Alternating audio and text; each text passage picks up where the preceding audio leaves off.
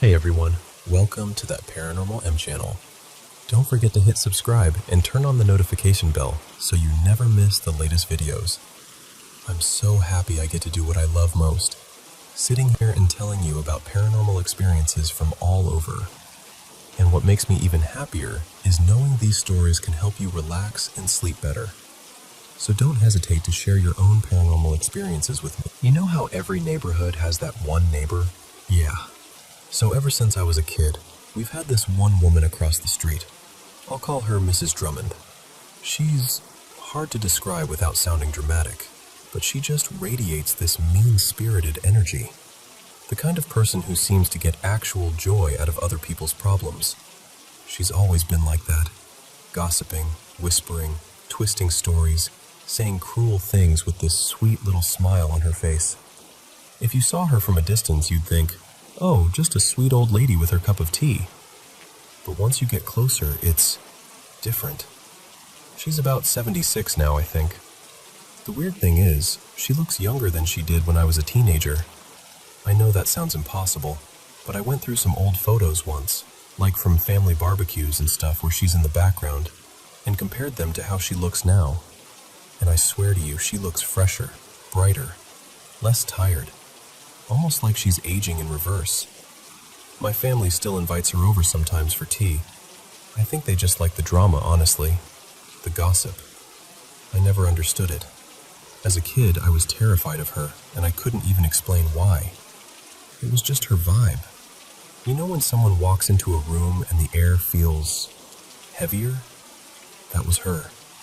Anyway, let me tell you about the Clovers. In the summer, she likes to sit in my backyard.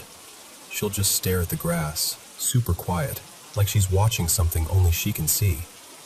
After about 15-20 minutes, she'll suddenly go, "Oh, I've got a little present for you." And every single time, she hands me a 4-leaf clover. Now, that'd be cute if it was once or twice, but she does this constantly. And it's not just one clover. If you look around where she was sitting, there'll be a little pile of them. 8, 10, sometimes more. All 4-leaf clovers. Every time. I don't even know how that's statistically possible. It's like the grass just gives them to her. So when I was about 16, I was going through a really rough patch. You know that age where everything feels heavy and permanent even though it isn't? I remembered the clovers and thought, okay, maybe I'll just keep one. For luck. Whatever. I picked one she'd given me and tucked it into the little clear pocket in my wallet, the one where people usually put a photo. For a few days, I carried it around everywhere.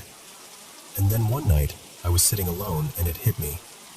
This came from her, from Mrs. Drummond. And suddenly it didn't feel like a good luck charm anymore. It felt wrong. So I took my wallet, walked down to this little river near my place. It's more like a wide stream, really. And I pulled the clover out. I remember holding it between my fingers and thinking, okay, that's it. I'm done with this. And I threw it into the water.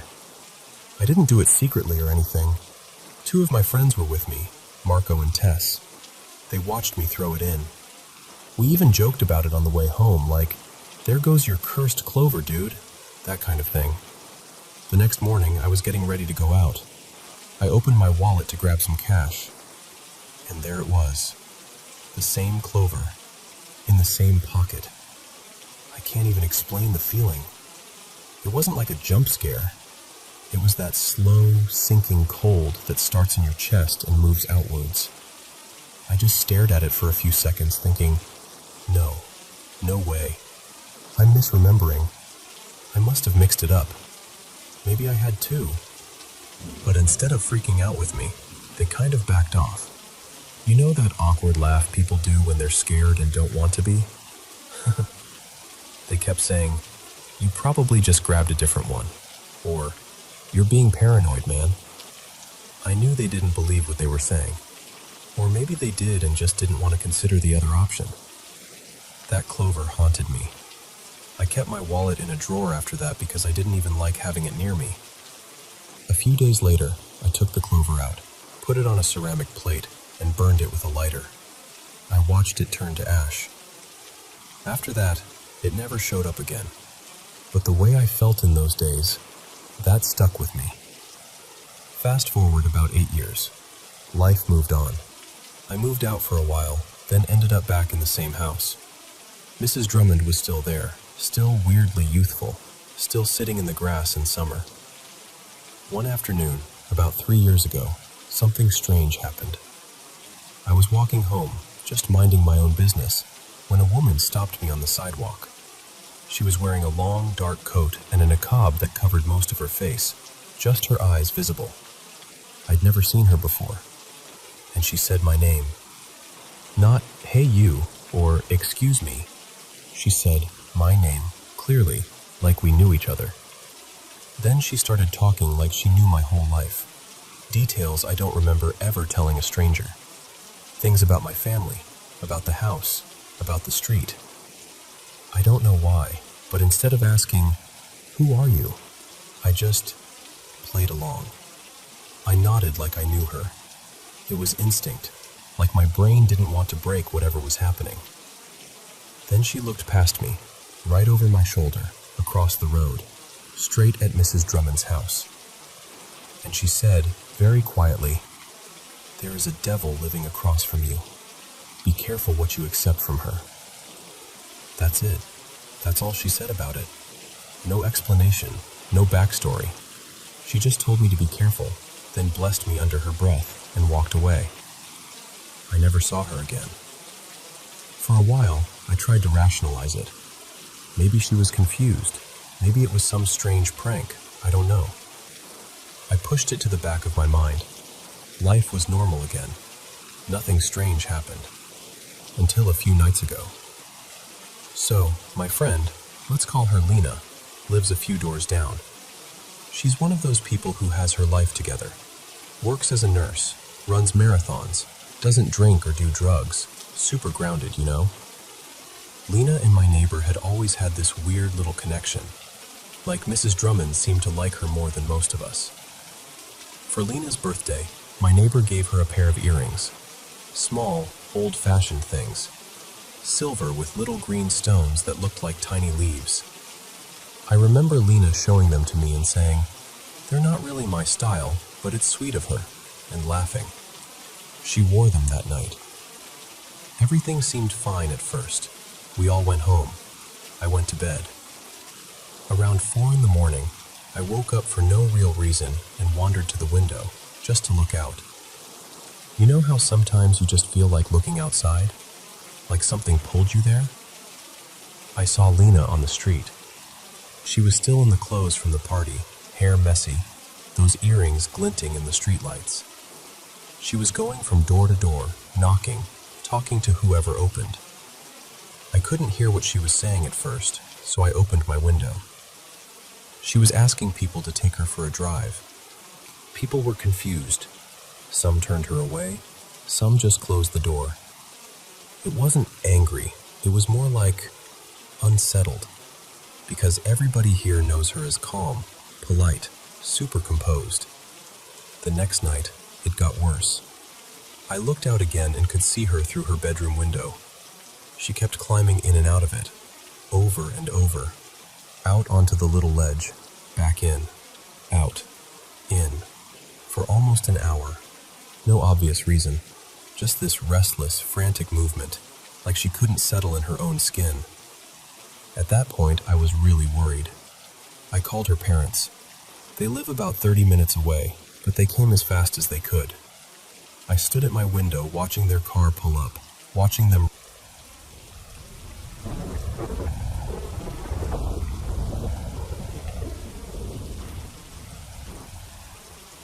Zoe, let me just talk to you like we're sitting at a kitchen table together, okay? When I was a kid, I was really into anything supernatural. Ghosts, strange lights, stories about other worlds. Part of it was because I used to see things out of the corner of my eye all the time.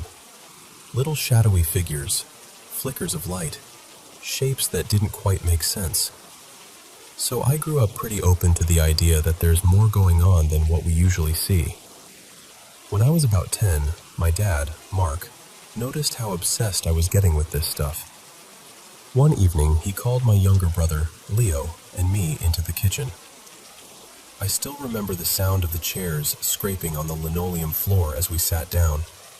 He looked really serious and said, "You have to promise me you won't tell anyone about this.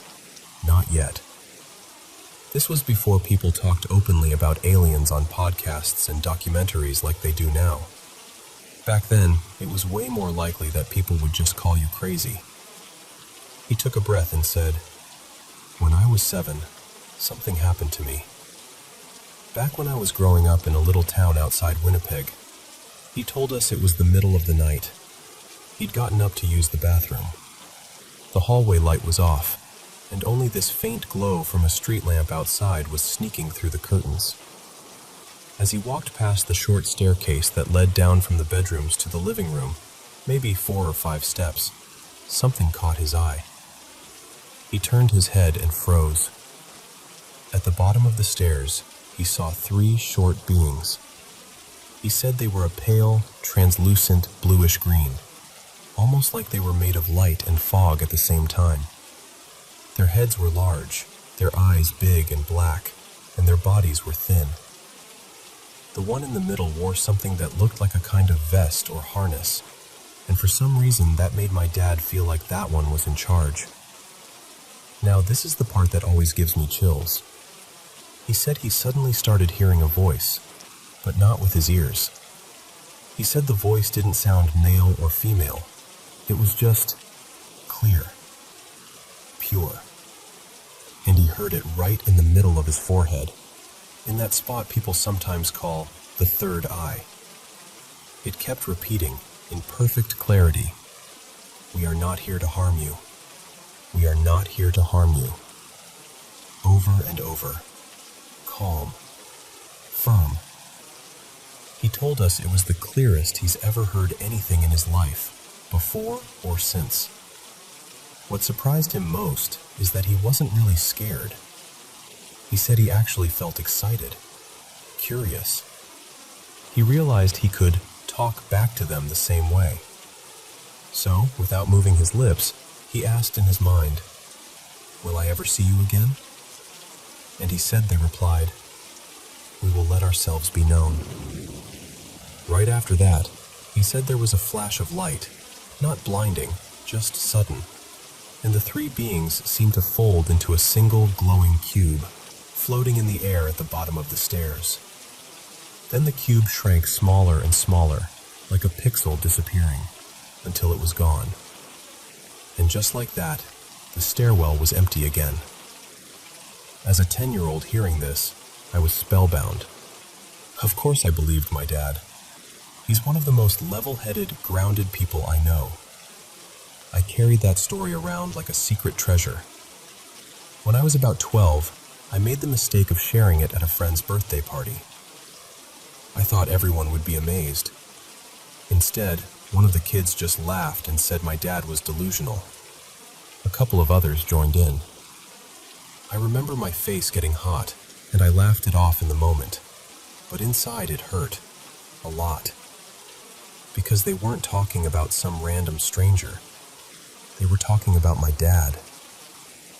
My dad has 2 brothers, my uncles, Daniel and Chris. Years later, I asked them about it separately, and they both confirmed the same basic story with their own details. My uncle Daniel, the youngest, told me he woke up that night and saw a strange glow through the crack of their bedroom door. It was open just a little. He saw 3 small shapes in the hallway, and he could tell they weren't adults. He said he got so scared he pulled the blanket over his head and stayed like that, trembling, until he fell back asleep. My Uncle Chris, the oldest, said he woke up too. He actually got out of bed and went to the doorway. He remembers standing there, watching the scene as my dad stood frozen near the top of the stairs, staring down at something. He said he knew it wasn't normal, but he couldn't make himself say anything. He just watched. The next morning, my dad told their mom, my grandmother Elena, what he'd seen. He was probably expecting her to tell him it was just a dream. Instead, she quietly said something that stunned him. She told him they were in my room too, at the foot of my bed. And then she added that it wasn't the first time she'd seen them. My dad and his brothers were apparently in such shock that morning that they just sat at the table, eating their cereal in silence. No teasing, no bickering. Just three boys staring at their bowls. My Uncle Chris remembers looking out the window and telling my dad there was some kind of strange light or craft hovering above the neighbor's house. He described it like a bright, silent, glowing shape, just hanging there in the sky. But my dad said he didn't even go look. He was still too busy trying to make sense of what had happened in the hallway. I've checked this story with both uncles at different times, and the core of it always lines up. Same night, same house, same beings, different angles. My grandparents' house always felt different, even to me years later. There was a particular energy in that place. My grandmother used to say, "This is a blessed house," and she meant it. She was religious, and in her mind, whatever was visiting, the house was still protected, safe. A lot of strange things have happened in my family, to be honest. Odd experiences, dreams that came true, strange lights, that kind of thing. I've had my own share of weird moments that I can't neatly explain away. I'm at a point in my life now where I feel ready to start sharing more of these stories. Part of me hopes that by talking about them, someone else who's had something similar happen won't feel so alone or so crazy. You can call it whatever you want: aliens, spirits, hallucinations, visitors, or just an unsolved mystery. I know how it sounds, I really do. But I also know my family. I know my dad. I know my uncles. I know my grandmother. 4 people, all telling the same story from different angles, for decades. So when people say, "Your dad must be delusional," I think back to those quiet, serious faces around a breakfast table. 3 boys and their mother trying to process something they didn't have words for. And I think, there's more to this world than we understand. Anyway, that's one of the stories. Maybe I'll share more with you another time.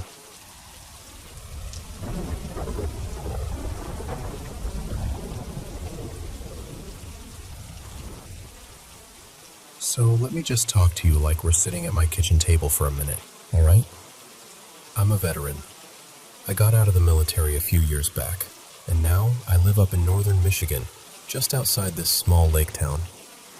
It's not totally out in the sticks, but it's country enough. Long stretches of road, big pieces of land, a few farms, and neighbors you only really see when the snowblower breaks down. These days my life is pretty quiet. I've got kids, a wife, a mortgage, the usual. My idea of a wild Saturday night is grabbing an energy drink and a bag of chips, then staying up too late watching YouTube after everyone's asleep. That's honestly the highlight of my weekend sometimes. There's this 24-hour gas station convenience store about 5 minutes from my place, right off the highway. Because I'm always up late, I'd swing by there on weekend nights just to get out of the house a bit and feel like a person instead of just dad who does dishes. One night, I walk in there like usual, and I see this clerk behind the counter. And my brain just stutters, because he looks exactly like a guy I served with. I'll call my buddy Danny. Danny was also from Michigan. We'd gotten out of the service around the same time, and for a while we were pretty tight. We texted, called, played Xbox together sometimes. I even dated his cousin for a bit. He was that kind of friend, close enough that you don't think you'll ever completely lose touch. So I'm standing there in this fluorescent lighting, staring at this clerk, and it's like I'm looking at Danny's twin. Same jawline, same nose, same way he kind of squints when he smiles. I actually had to look away and then look back, like maybe my brain would correct itself. And then I noticed his arm. Danny had this tattoo on his left forearm. 4 thin black bands going all the way around, stacked on top of each other near the top of his forearm. He told me once, half joking, half serious, that it was some kind of old Japanese prison tattoo, like it meant something hardcore and mysterious. I never knew if that was true, but it sounded cool when we were younger. The clerk at the gas station had the exact same tattoo. Same arm, same place, same number of bands, same thickness. I remember just staring at his arm for a solid few seconds, because that was the part that broke my brain. You can look like someone, sure. People have doppelgangers. But the same tattoo, in the same spot? That's specific. Now, to be fair, something about him felt different. I could tell in my gut, this isn't Danny. The voice was off, the posture, the way he moved. But I was so thrown that I almost forgot why I was there. I just bought my stuff, kind of on autopilot. He was really friendly, too. Not just regular clerk friendly, but like, extra. He commented on my sweater of all things. Said he liked my individuality, which is not something I get told often when I'm just wearing some old hoodie. He smiled a lot, made small talk. It was just enough to make the whole thing feel a tiny bit weirder. I drove home in this weird fog and, like I always do when something even mildly interesting happens, I told my wife about it. I tell her everything, because honestly my world is pretty small, and this was, like, the big headline of my week. Her name's Mia, by the way. So I'm telling her about this guy at the station who looks exactly like Danny and has the same tattoo. And she listens really carefully. She asks me a couple of questions like, "Are you sure it wasn't just him?" And I'm like, "No, I mean, I don't think so. It didn't feel like him." We talk it through and decide that if it really were Danny, he probably would have recognized me and said something. We weren't strangers. We'd been through stuff together. You don't just forget a face like that. So then we try to rationalize it. Maybe the tattoo isn't as rare as Danny made it sound. Maybe it's not some unique prison thing. Maybe it's just a flash piece they got from a book at a shop somewhere. Maybe a lot of guys think the same bands look cool and get them without knowing the story behind them. Mia leans toward that explanation. She's like, he was probably just talking big to impress people. I kind of let it go.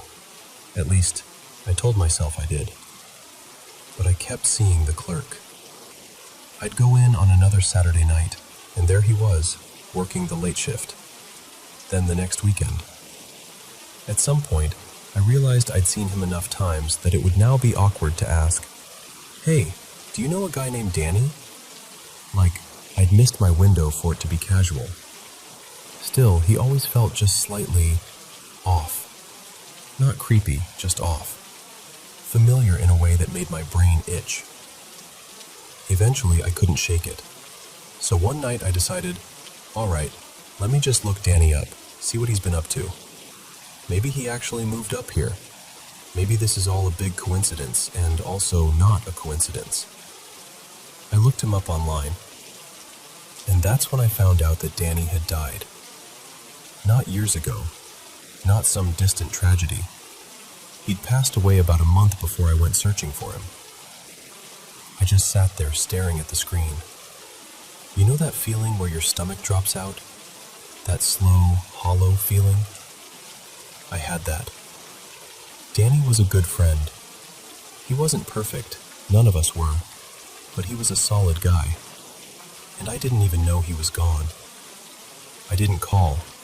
I didn't go to the funeral. I was just living my boring little life while his ended.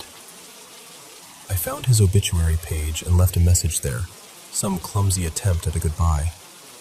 Then I just sat in my chair and cried, quietly. My house was asleep, and I was mourning someone in the glow of a laptop screen. After that, it felt wrong not to tell the clerk. Even if it turned out he didn't know Danny at all, I kept thinking, what if he does? What if they're cousins or old friends or something, and I've been walking in here every weekend standing across from a guy who deserves to know? So I decided, next Saturday, I'm going to bring it up. I'll ask him if he knows Danny. If he doesn't, okay, I'll walk away feeling a little stupid, but at least I tried. If he does, maybe I can tell him what I knew about Danny, and we can share a moment or something. Saturday rolls around. I drive out to the station. It's late, like usual. He's not there. No big deal. People get days off, shifts change. I figure I'll just catch him another night. On my way back home, it's about 2 a.m. The roads are mostly empty. It's that weird, quiet time of night when everything feels a little bit unreal. I'm driving down my road, thinking about Danny, replaying old memories, and that whole thing with the clerk. Then my headlights catch someone up ahead. There's a man standing near my house. Not at my mailbox, not in a driveway, just there, on the side of the road, wearing a long coat that hangs down almost to his knees. Not quite a classic trench coat, but that's what my brain calls it. He's facing the road, facing me. My headlights hit him full on, and I can see just enough to know he's not one of my neighbors. At least, not anyone I recognize. His hands are down at his sides. No phone in his hand. No dog on a leash. No car pulled over nearby with the hazards on. Just a man, at 2 a.m., standing in the dark outside my neighborhood. I slow down. I don't know why, but I do. Part of me is thinking, is he okay? Does he need help? Another part of me is thinking, this is how people get murdered in movies. I ease past him, trying to get a better look without being too obvious. He doesn't move. Not a wave, not a step, nothing. Just watches my car go by. When I finally pass him, I get this surge of anger mixed with fear. I'm a grown man, a veteran, a dad. I've dealt with worse than some guy standing on the side of the road. So I think, screw this, and I stomp on the brakes. The car lurches to a stop. I look up at the rearview mirror, expecting to see him lit red by my brake lights so I can throw it in reverse and ask him what the hell he's doing out here. But there's nothing in the mirror, just the empty road behind me, glowing in red. Now, distance-wise, I should have still been close enough to see him. I wasn't flying by. I'd slowed down as I approached him. There's no ditch deep enough for him to vanish into, no big trees right there to duck behind, no driveway he could have sprinted into without me noticing. And I'm just sitting there with my foot on the brake, feeling this cold, prickly sensation crawl up my back. I actually thought about backing up and looking more carefully, but then I had this other thought. What if I'm overreacting? What if it's just some teenager waiting on a ride? I don't want to be that weird old guy who jumps out of his car and starts interrogating kids at 2 a.m. So I talked myself down, took my foot off the brake, and drove home. When I got inside, I told Mia everything. Every detail. The missing clerk, Danny's obituary, the guy standing on the road. This time, she didn't try to rationalize as much. She just got quiet. I could see in her face that something about it bothered her on a deeper level. She didn't say, "That's nothing." She just worried. I told her I was thinking of driving down to visit Danny's grave. It felt like something I needed to do. Say a proper goodbye. Pay my respects. Every time I picked a day and told her, though, something would come up. She'd make plans, or forget I'd mentioned it and schedule something else, or suddenly really need my help with something at that exact time. At first, I thought it was just bad timing, but after the second or third time, I started to suspect that, deep down, she didn't want me to go. Like she had that same bad feeling she used to get about houses when she was a kid, and didn't even realize she was acting on it. After that night with the man in the coat, I never saw the clerk again. Not once. And listen, I don't have a big life. I don't drive to the next town over just to see what's there. I go to work, I come home. I run errands in the same little circle. That gas station is part of my routine. If he'd kept working there, I would have seen him again. Guaranteed. But he was just gone. New faces behind the counter. Different people on the late shift. Same store, same smell, same ding of the door. Just no sign of him. No explanation. No, hey, did you hear what happened to that one guy? Nothing. So that's it. That's the whole thing. I don't have a neat ending for you. No big revelation. No jump scare. All I can tell you is, it happened. I talk about it with Mia every now and then, and it still gives me that same hollow feeling in my chest. Same little shiver down the back of my neck. My life is pretty boring, honestly. But this is the one story I can look you in the eye and swear is absolutely real.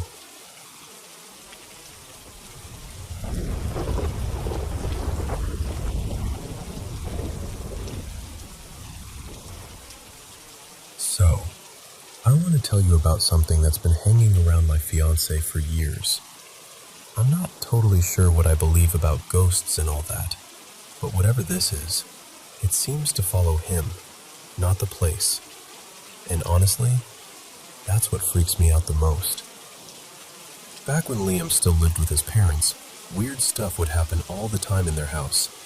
But when he finally moved out on his own, everything just stopped. For a couple of years, nothing. No strange noises, no weird dreams, no little coincidences. Then we moved in together, and it all started again. The first story he ever told me about it was from when he was a teenager. One night, he had this awful nightmare. He woke up all shaky, and when his eyes adjusted, he saw a woman standing in his bedroom doorway. He said she looked completely out of place, like she was from another time. She was wearing this pale blue summer dress, almost like something you'd wear to a picnic. The fabric hung just below her knees, and her hair was long and dark, but he couldn't make out her face clearly. She was just watching him. He pulled the blanket over his head like a little kid, and eventually forced himself back to sleep. The next morning, he's in the kitchen with his dad, Mark, and Mark goes, super casually, "Hey, I had a weird dream last night. I dreamt there was this woman standing over you while you were sleeping. She was in one of those light blue dresses, like from the 70s or something." Same dress, same woman, and Liam hadn't told him a thing yet. That was the first time he really thought, okay, something is definitely off here. Another time, when he was still living there, he and his dad were downstairs in the basement, just hanging out. They weren't doing anything creepy, just playing pool and listening to music. In the corner of the room, his little nephew had left one of those toy police cars, the plastic kind that lights up and plays siren sounds when you press a button. It had been sitting there for hours, not touched, not moved. In the middle of their game, the thing suddenly lights up, siren blaring, and slowly rolls forward from where it was parked against the wall. It didn't just wobble a little and fall over. It actually rolled across the floor toward them. No one else was home. No windows open. No fan blowing. They both just froze and watched it until it stopped near the foot of the stairs. Mark walked over, picked it up, and just went, "Huh, guess the batteries kicked back in," and put it back. But Liam said he could tell his dad didn't really believe that. Fast forward a few years. Liam and I finally get our own place, a small 2-story townhouse. We're excited, we're broke, and we're trying to make it feel like home. For a little while, everything is normal. Then we get our first dog, a goofy little mutt named Benny. About a week after we bring Benny home, Liam has to leave on a short work trip, so it's just me and the dog at the house. One night, I'm sitting on the couch scrolling on my phone, trying to unwind. It's pretty quiet. Then Benny lifts his head, ears perked, and just stares toward the hallway that leads to the stairs.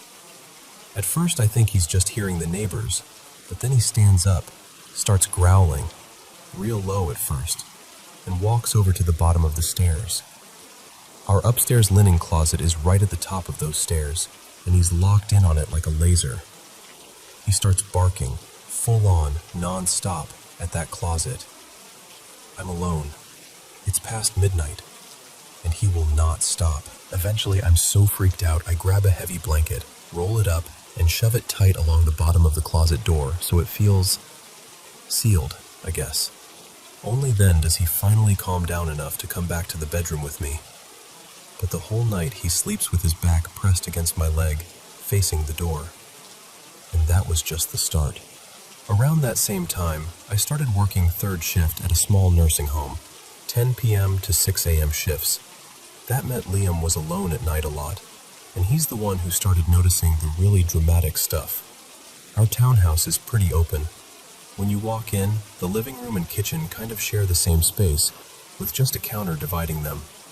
The fridge sits right at the edge of the kitchen, close to the counter. One night, Liam's home alone, sitting at his desk that faces the living room, gaming with his headphones on. Out of nowhere, he hears this loud thud, thud, thud behind him. He turns around just in time to see 2 boxes of cereal and a bag of rice that had been sitting on top of the fridge flying off, literally moving through the air and landing near the oven, a good 4 or 5 feet away from where they were. Not sliding, not tipping over, thrown. He told me he paused his game, just stared at everything on the floor, and said out loud, "Okay, that was not cool." About an hour later, he's still on edge but trying to pretend it's nothing. The laundry area is in this little nook off the kitchen. We keep a plastic laundry basket on top of the dryer because there's not much space. He hears another loud bang, goes to check. The laundry basket is on the floor, about a foot in front of the dryer. No one's touched it. The dryer wasn't running. There's no reason it should have bounced or fallen that far. He said that was the moment he stopped trying to talk himself out of it. A few nights after that, something happened that really got to him. We usually sleep with some kind of light on. Sometimes it's a little lamp, sometimes it's the closet light. That night, we left the closet light on and forgot to close the closet door before going to bed. Sometime in the middle of the night, he wakes up. You know that hazy, half-awake state where you're just trying to figure out what time it is? He rolls over, grabs his phone, and as he's doing that, he catches movement out of the corner of his eye. He says in the thin strip of light from the closet, he sees a figure, tall, still, standing in the corner of the closet, just inside the doorway. It looked like someone was leaning slightly forward, peering out at him, like they were deciding whether to step into the room. He couldn't see a clear face, just the outline of a woman, that same kind of old-fashioned dress shape, almost brushing her knees. He blinked, and she was gone. He didn't wake me up. He just lay there, staring at the closet until the sun came up. The next morning, he told me, and as he's describing her, how the dress hung, the way she stood there watching, I realized she sounded exactly like the woman he'd seen in his parents' house all those years ago. The same presence that his dad had dreamed about over him. That's when it really hit me. This isn't just a creepy house thing. At this point, I honestly don't know if it's the places that trigger it, or if something is attached to him specifically, or if it's some weird, shared imagination thing. I don't have a neat explanation, and trust me, I've tried to find one. All I know is, wherever Liam goes, the strange stuff seems to find him. And sometimes, late at night, when Benny suddenly lifts his head and stares at the hallway for no reason at all, I catch myself wondering if she's standing there, watching.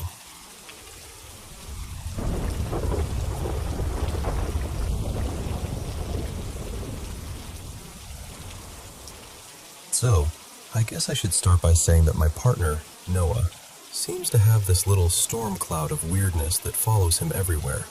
We've been together for 3 years now, living together for about 2.5, and honestly, the strange stuff was happening long before I came into the picture. It just didn't stop when I did. Back when Noah still lived with his parents, they had a lot of odd things happen in that house. But the moment he moved out for college, everything went quiet. No noises, no shadows, nothing. Then we got our place together, and it was like someone flipped the on switch again. The first story he ever told me was from those early days at his parents' place. One night, He had this really vivid nightmare and jolted awake. When he opened his eyes, there was a woman standing in his bedroom doorway. He said she looked solid, not like a shadow or anything. She was wearing this pale yellow sundress, the kind you'd wear in late spring, and her hair was long and dark, hanging forward a bit so he couldn't see her face clearly. He just lay there, frozen, staring at her. Then he blinked, and she was gone. He figured it was sleep paralysis or his brain playing tricks on him. The next morning, he went downstairs, and his dad, Mark, looked exhausted. Over coffee, Mark told him he'd had a weird dream that same night. In his dream, there was a woman standing over Noah while he slept, leaning over him like she was checking if he was breathing. Mark described her dress, her hair, even the way she stood, and it was exactly the same as what Noah had seen. Noah hadn't told him a thing yet. Another time, when he still lived there, Noah and his dad were downstairs in the den throwing darts and talking. The TV was off, no music, just them joking around. In the corner of the room, there was one of those little kids' light-up toy trucks Noah's nephew had left behind. It had been sitting there all evening, totally still. In the middle of their conversation, the truck suddenly lit up, made that little revving noise, and rolled itself across the floor toward them. No one had touched it. No air vent was blowing on it. The windows were closed. It just went. Mark apparently just said, "Nope," picked it up, and took the batteries out right then and there. After Noah moved out on his own for a while, all of that stopped. No strange dreams, no toys moving, nothing worth mentioning. It was quiet for a couple of years. Then we signed the lease on our townhouse, and the quiet ended. About a week after we brought home our first dog, a goofy little mutt named Riley, Noah had to leave on a short work trip. So it was just me and Riley in the house one night. I was lying on the couch, half watching some crime show, when Riley suddenly hopped up, fur on his back standing straight up, and started growling. Not just a little woof, this low, steady growl that I'd never heard from him before. He was staring up the stairs. I muted the TV and listened, thinking maybe someone was in the hallway or outside. Nothing. Riley slowly walked to the bottom of the stairs, still growling, and then started barking like crazy at the hallway closet at the top. I followed him up, heart pounding, but trying to be rational. I opened the closet, checked the shelves, pushed the coats aside. Nothing. Just our jackets and a box of Christmas decorations. I told him, "See, there's nothing there," and closed the door. Things escalated that same week. At the time, I had just started working overnight shifts at an assisted living facility. That meant Noah was home alone most nights, and he'd usually stay up late gaming in the living room. Our place is pretty open, kitchen and living room all in one space with just a counter between them. The fridge is to the right, kind of near that dividing counter. One night, Noah said he was in the middle of a game when he heard this rustling sound behind him, like plastic crinkling. He thought Riley was into something, so he turned around and saw 3 bags of chips fly, literally fly, off the top of the fridge. Not just slide off.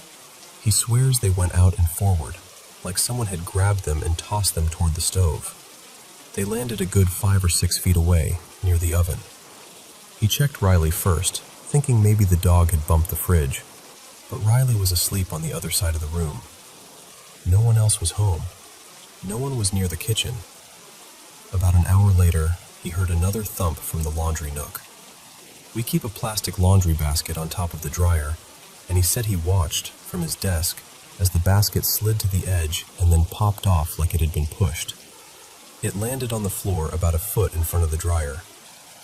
At that point, he paused his game, walked through the townhouse, and turned on basically every light. A few nights after that, something happened that really stuck with him. We usually keep a light on when we sleep, sometimes a small lamp, sometimes the closet light, just so the room isn't pitch black. That night, we accidentally left the walk-in closet door partly open, with the closet light on. I slept straight through the night, but Noah didn't. He told me he woke up around 3 in the morning. You know that heavy, groggy feeling when you're half awake? He rolled over to check his phone on the nightstand. As he turned, from the corner of his eye, he saw someone standing in the closet. The door was open just enough that he could see into the corner, and he said it looked like a person pressed into the shadows, their heads slightly tilted, just watching, not moving, not coming closer, just there. He said he froze for a second, and in that split second, it was so real that he started to say my name, thinking maybe I was up looking for something. Then he realized I was right next to him in bed, breathing deeply, fast asleep. He blinked, turned his head fully toward the closet, and whatever he'd seen was gone. Just our clothes and a pile of shoes. He didn't wake me up that night, but he told me in the morning, and I could see how shaken he was. Noah's not the type to jump at every little thing. If anything, he's annoyingly logical about stuff. But that really got to him. Since then, it's like there's this pattern. The really strange things, the ones I can't explain away with drafts or old wiring or a creaky building, they always seem to happen around him. When he's alone in the house, when he's the one waking up at night, when he's the one people dream about. I don't know if it's the house. We've moved once since then, and little things still happen. I don't know if it's something attached to him, or something that just notices him more.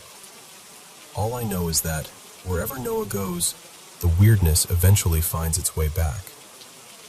And somehow, I've just kind of accepted that it's part of loving him. The dog growling at empty corners, the random objects that refuse to stay put, the way he sometimes wakes up and stares into the dark, like he's trying to convince himself he didn't see what he just saw.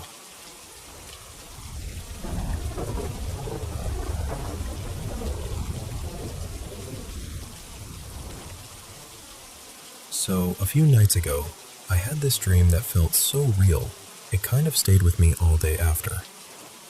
I want to tell you about it because it felt less like a random dream and more like a visit. In the dream, I'm at this strange place that's half school camp, half mountain lodge. Think a big wooden chalet, but with neon signs and an old sound system. Like someone tried to turn a cozy winter cabin into a club and then just stopped updating it 15 years ago. There's a bar, wooden beams, old posters on the walls, and that soft golden light you get in late afternoon. Outside the windows, I can see trees and a bit of sky, like we're somewhere slightly remote. Inside, though, it's full of people from my high school years, classmates, faces I haven't seen in ages, and my old friend group. They all look about 17, 18, but I'm my current age. Everyone is laughing, dancing, talking over the music. You know that feeling when a room just hums with social energy? It's like that. Except, not for me. No matter where I walked, people drifted away. Someone would make eye contact for a second, and then suddenly turn and join another conversation. Groups would tighten up the moment I came near, like there wasn't space for me to step in. I wasn't invisible exactly. They saw me. But it was like I didn't belong in their world anymore. I remember trying to figure out why I was even there. You know that feeling of being both inside something and outside it at the same time? I kept walking around the lodge, looking for an exit. But every door just led to another hallway, another room, another part of the same place. I couldn't leave. At some point, I spotted one of my closest friends from back then. Let's call him Marco. In real life, Marco was such a kind, goofy person, and in the dream, he looked like his teenage self again. Hoodie, messy hair, the whole thing. I felt this wave of relief, like, finally, someone I know, someone safe. He headed toward the bar, so I followed him.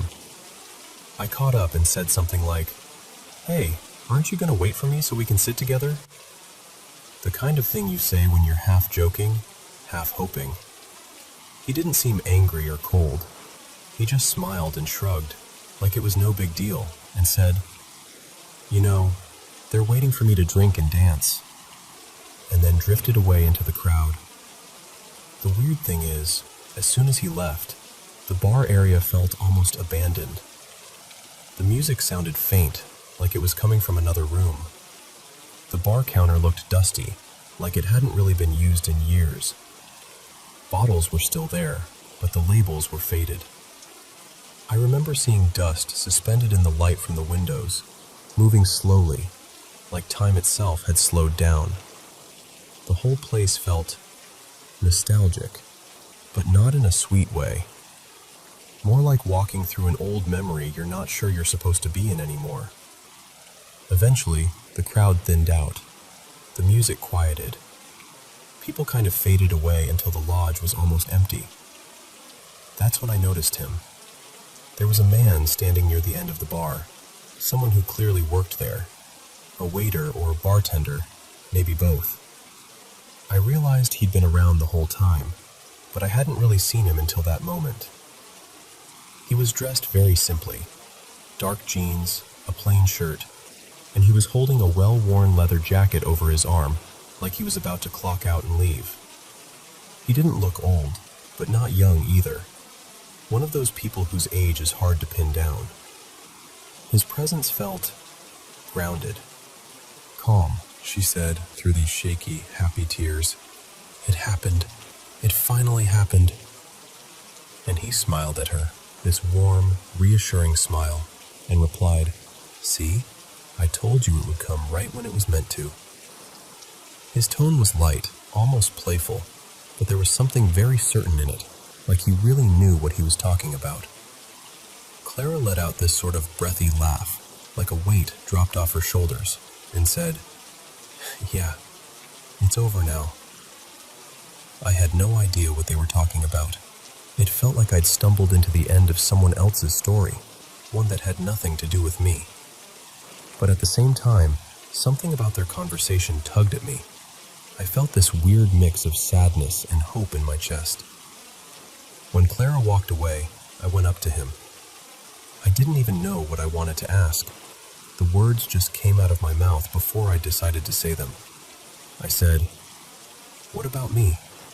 For me, is it over too?" And I remember, even in the dream, thinking, what am I talking about? What it? But emotionally, it made perfect sense. It was like my soul knew what I meant, even if my mind didn't. He looked at me with this almost mischievous, knowing expression, like he'd been expecting that question. His eyes were kind, but sharp in that way that makes you feel very seen. Then he smiled and said, in this calm, slightly teasing tone, "For you, it's just beginning." Behind him, Clara, who had stopped a few steps away, turned back and chimed in. "See? I told you." Like she somehow already knew this about me too. His energy was hard to describe. He wasn't flirty or dramatic. He felt like someone who has watched your whole life unfold from a distance and still likes you, still believes in you. There was something almost messenger-like about him. Not quite human, not in a scary way, but in that way where you feel like you're talking to someone who understands more than they're saying. I asked him, "Are you leaving?" He nodded a little and said, very matter-of-factly, "Yeah, I'm leaving on Friday." I don't know why, but that specific detail stuck with me. Friday. It felt important somehow. Then I asked, "Will I see you again?" He paused, like he was choosing his words carefully, and then with a little grin, he said, "A lot of people say they meet me once in their life, and once on a screen." I frowned and repeated, "On a screen?" He smiled wider and said it again, almost like a line from a movie he'd delivered 1,000 times. Once in their life, and once in a movie. He said it twice, the same way both times, like the repetition itself was part of the message. I had this strong feeling that I should recognize him, like when you see an actor playing a new role, but you can't remember which film you saw them in. That sense of, I know you from somewhere. I kept trying to place him, but nothing came. After that, we just looked at each other for a second, and then we hugged. And it wasn't awkward or formal. It was the kind of hug you give someone you've known forever, someone you trust completely. There was so much comfort in it. I felt safe and seen and oddly encouraged. I think he said something to me after that, something gentle that nudged me toward waking up. I don't remember the exact words, only the feeling. It's okay to go now. You can wake up. And then I woke up. When I opened my eyes, I had this really strong sensation that I had just met someone important.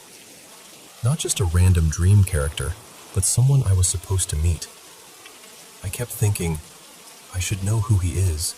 I should understand what he was trying to tell me. Even now, I can't fully explain it, but that sentence keeps echoing in my mind.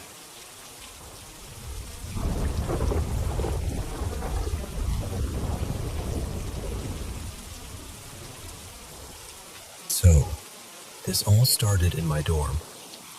I live in this really old residence hall on campus, like it's been around almost a century.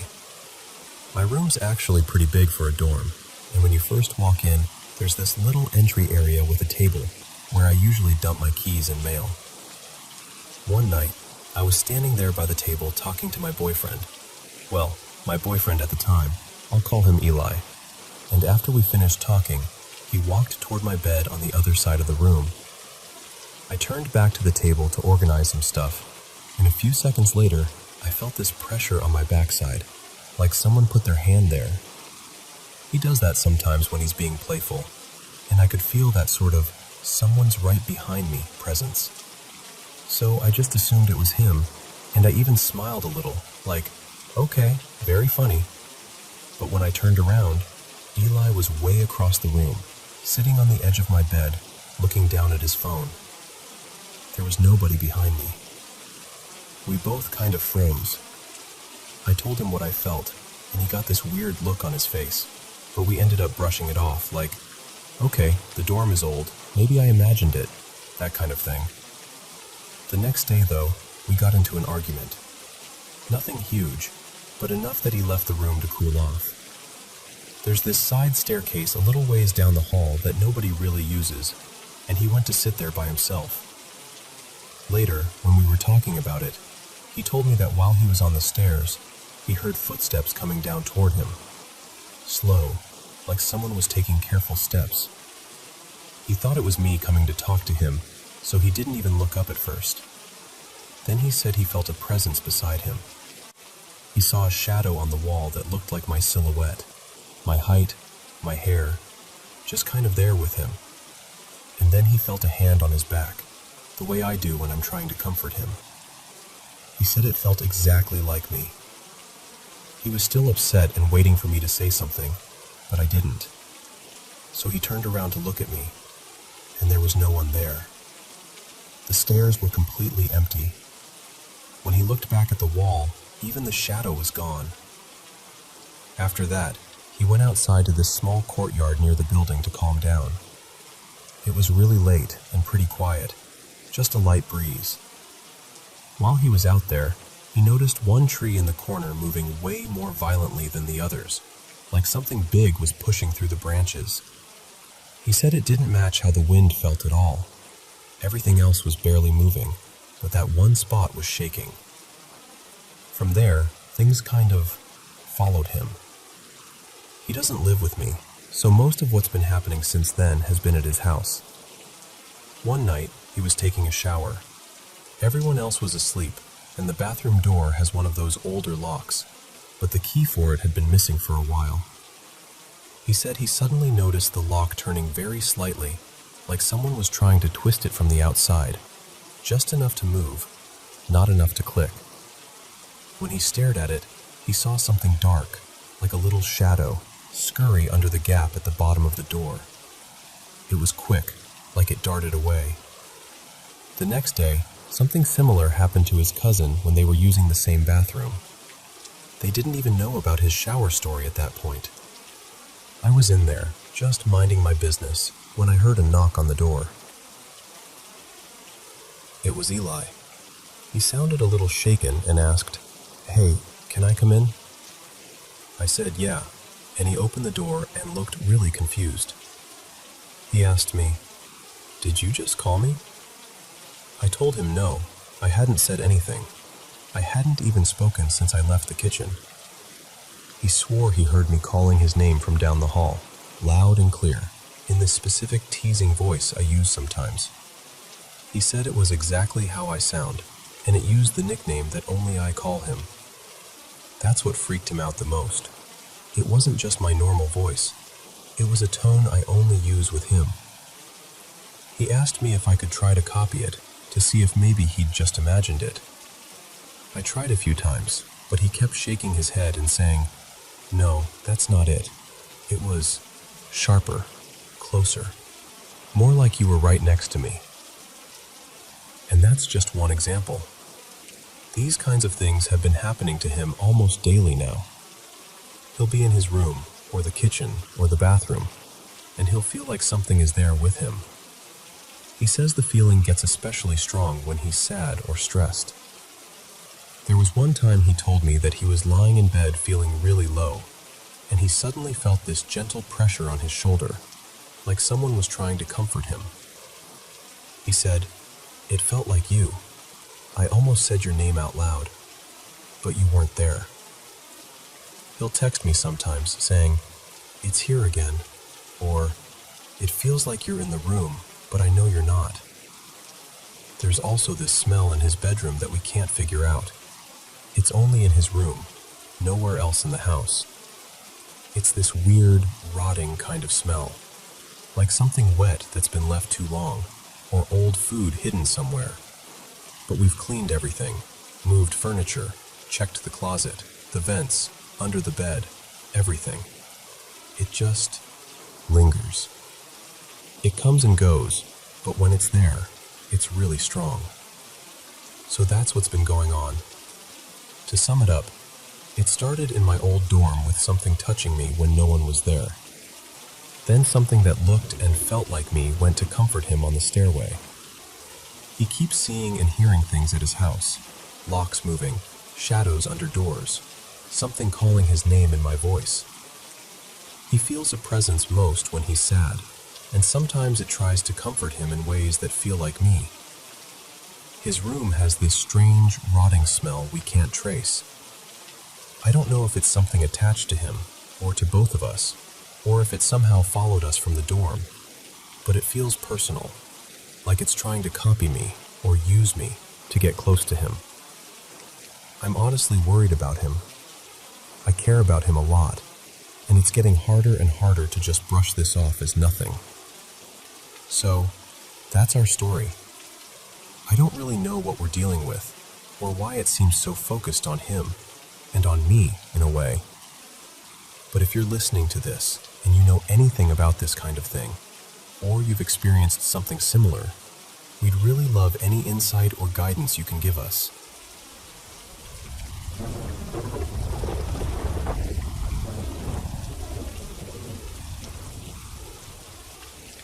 So, before I dive in, let me give you a little context. I grew up in a tiny town down in southern Mississippi, not too far from the Gulf. A lot has happened in my family. I lost my older brother Eli about 5 years ago, and that shattered all of us in ways I still don't fully understand. After that, things at home really started to crack. My parents, Lena and Mark, had already been rocky, but from the time I was around 11 until right before my mom and I left, it felt like their marriage was just one long argument. I won't get into all the details of the yelling and the late-night fights, but my dad, he wasn't loyal, he wasn't honest, and he wasn't really a father in any way that mattered. I'm 19 now, and thankfully my mom and I don't live in that house anymore. It never felt like a home. Not emotionally, and honestly not spiritually either, once you hear the rest of this. So, the closet. Upstairs there was this little hallway that opened into my bedroom, and off to the side was my closet. Directly under that closet was my parents' bedroom. That detail matters. From the very first night I moved from my downstairs room to that upstairs one, I hated that closet. Like a deep, irrational kind of hate. I didn't like going in there. I'd get this tight feeling in my chest, like I was walking into someone else's space and they did not want me there. I was weird about the door, too. If I was in my room and the closet door was cracked open even an inch, it drove me crazy. I'd get up, walk over, swing it all the way open like I was catching something in the act, stare into the dark for a second, and then slam it shut. Every time. But if I was actually inside the closet, I didn't want the door closed behind me either.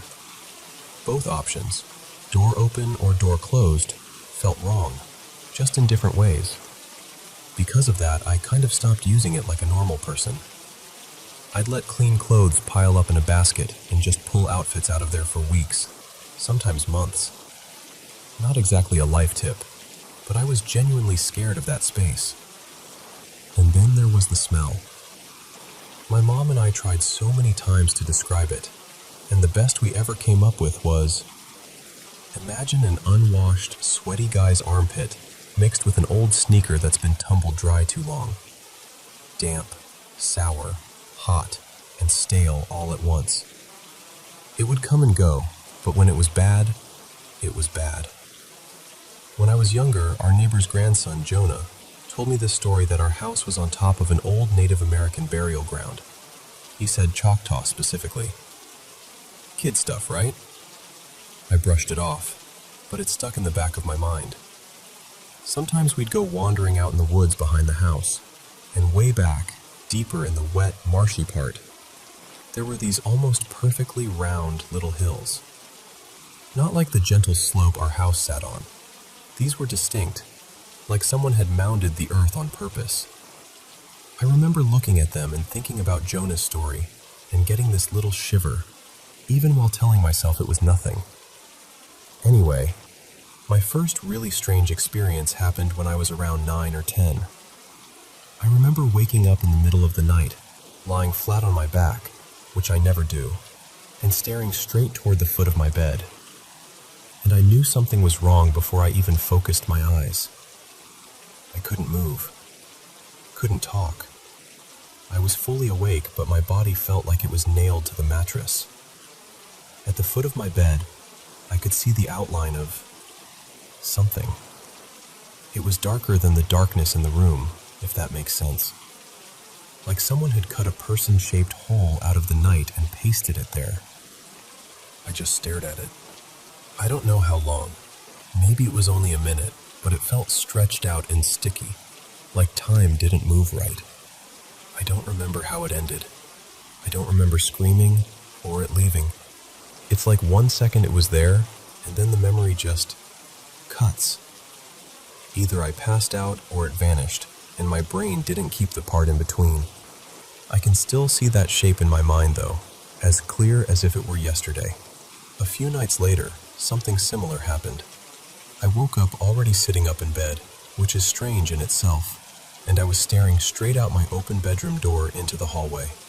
It was like I had woken up mid-moment, already looking, already waiting for something. From my bed, the wall with the windows, the outside wall, was on the right, and on the left was the wall that boxed in the stairwell. I was just staring into that strip of hallway when I saw movement. That same sort of figure, or at least I believe it was the same presence, lurched across the hallway. Not walked, lurched, from the outside wall to the stairwell wall, like it was dragging 2 long limbs behind it, or moving in a way a person isn't built to move. Again, I don't remember what happened after. No screaming, no jumping out of bed. Just a blank after that moment, like my brain refused to process the rest. Years later, when I was maybe 16, my friend Marina came over. I'd told her bits and pieces about the closet and the smell and the weird way the house felt sometimes. She's really into spiritual stuff and energy and all that, so she brought sage and some herbs and went room to room, especially focusing on that closet. For a while after she smudged the place, things actually felt lighter. The smell in the closet disappeared for a couple of months. I could step inside without my stomach dropping, and I remember thinking, okay, maybe we fixed it. Maybe it's all in my head. But it didn't stay that way. Fast forward to this past summer, late May into August. It was brutally hot in Mississippi. I had one of those little window AC units in my room, and I kept it blasting pretty much non-stop between 66 degrees Fahrenheit and 68 degrees Fahrenheit. My room was like a little freezer, which I loved. My mom had started regularly salting the closet doorway by then. She'd read about salt being protective, absorbing negative energy and all that. And honestly, the smell had come back stronger than ever. You'd open the closet door, and it felt like the stink hit you before the air did. So she'd sprinkle a neat line of salt across the threshold. At first, it made her feel better, like she was doing something. But then the door itself started acting strange. Now, I'll admit, the doors in that house were cheap, thin, hollow core, installed fast when my parents built the place. The house is literally the same age as me. But even for cheap doors, this was weird. The closet door began to swell. It got harder and harder to close, like it was pushing back. You'd have to lean your weight into it to get the latch to catch, and sometimes it would stick, like the frame had twisted. But nothing else upstairs was doing that. The AC was right there in the bedroom, pushing out cold air, so it's not like that one door was exposed to some crazy humidity the rest of the house missed. My mom even cut a little vent into the bottom of the door, thinking maybe it was a circulation thing. It helped for, like, a second. Then the swelling got worse again. And then came the part that really freaked both of us out. One afternoon, not even a week after she'd last salted the doorway, literally just a few days, my mom went upstairs to grab something out of my closet. I was downstairs at the time. I remember hearing her step up onto the landing, and then this sharp, surprised noise from her. Not quite a scream, but close. The salt was gone.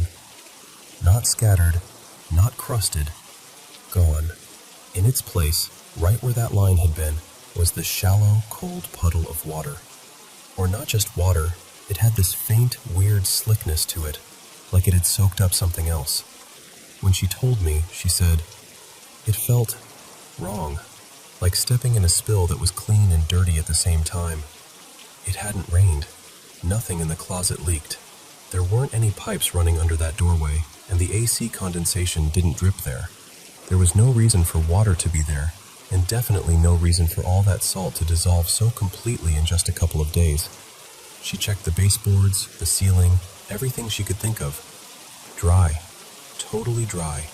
Just that one puddle, right where the salt had been. We cleaned it up, of course. Toweled it, wiped it, checked it again. And both of us just kind of avoided talking about what we were really thinking. Because logically, sure, you can try to blame humidity or some weird little leak.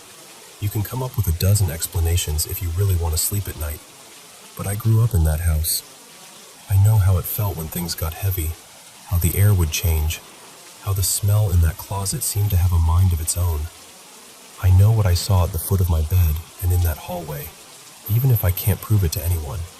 And when I picture my mom stepping into that salty puddle, right on the threshold of the one place in the house that always felt wrong, I can't shake the feeling that something in that closet didn't like the boundary she was trying to put down. We don't live there anymore. We left, and I don't miss that house for a second. But sometimes, when I'm lying awake at night in our new place, I'll glance at my own perfectly normal closet door, closed and quiet, and I'll think about that old one, swelling, breathing, and I wonder if whatever was there upstairs, above my parents' room, is still pacing back and forth in the dark, waiting for the next person to move in and crack that door open.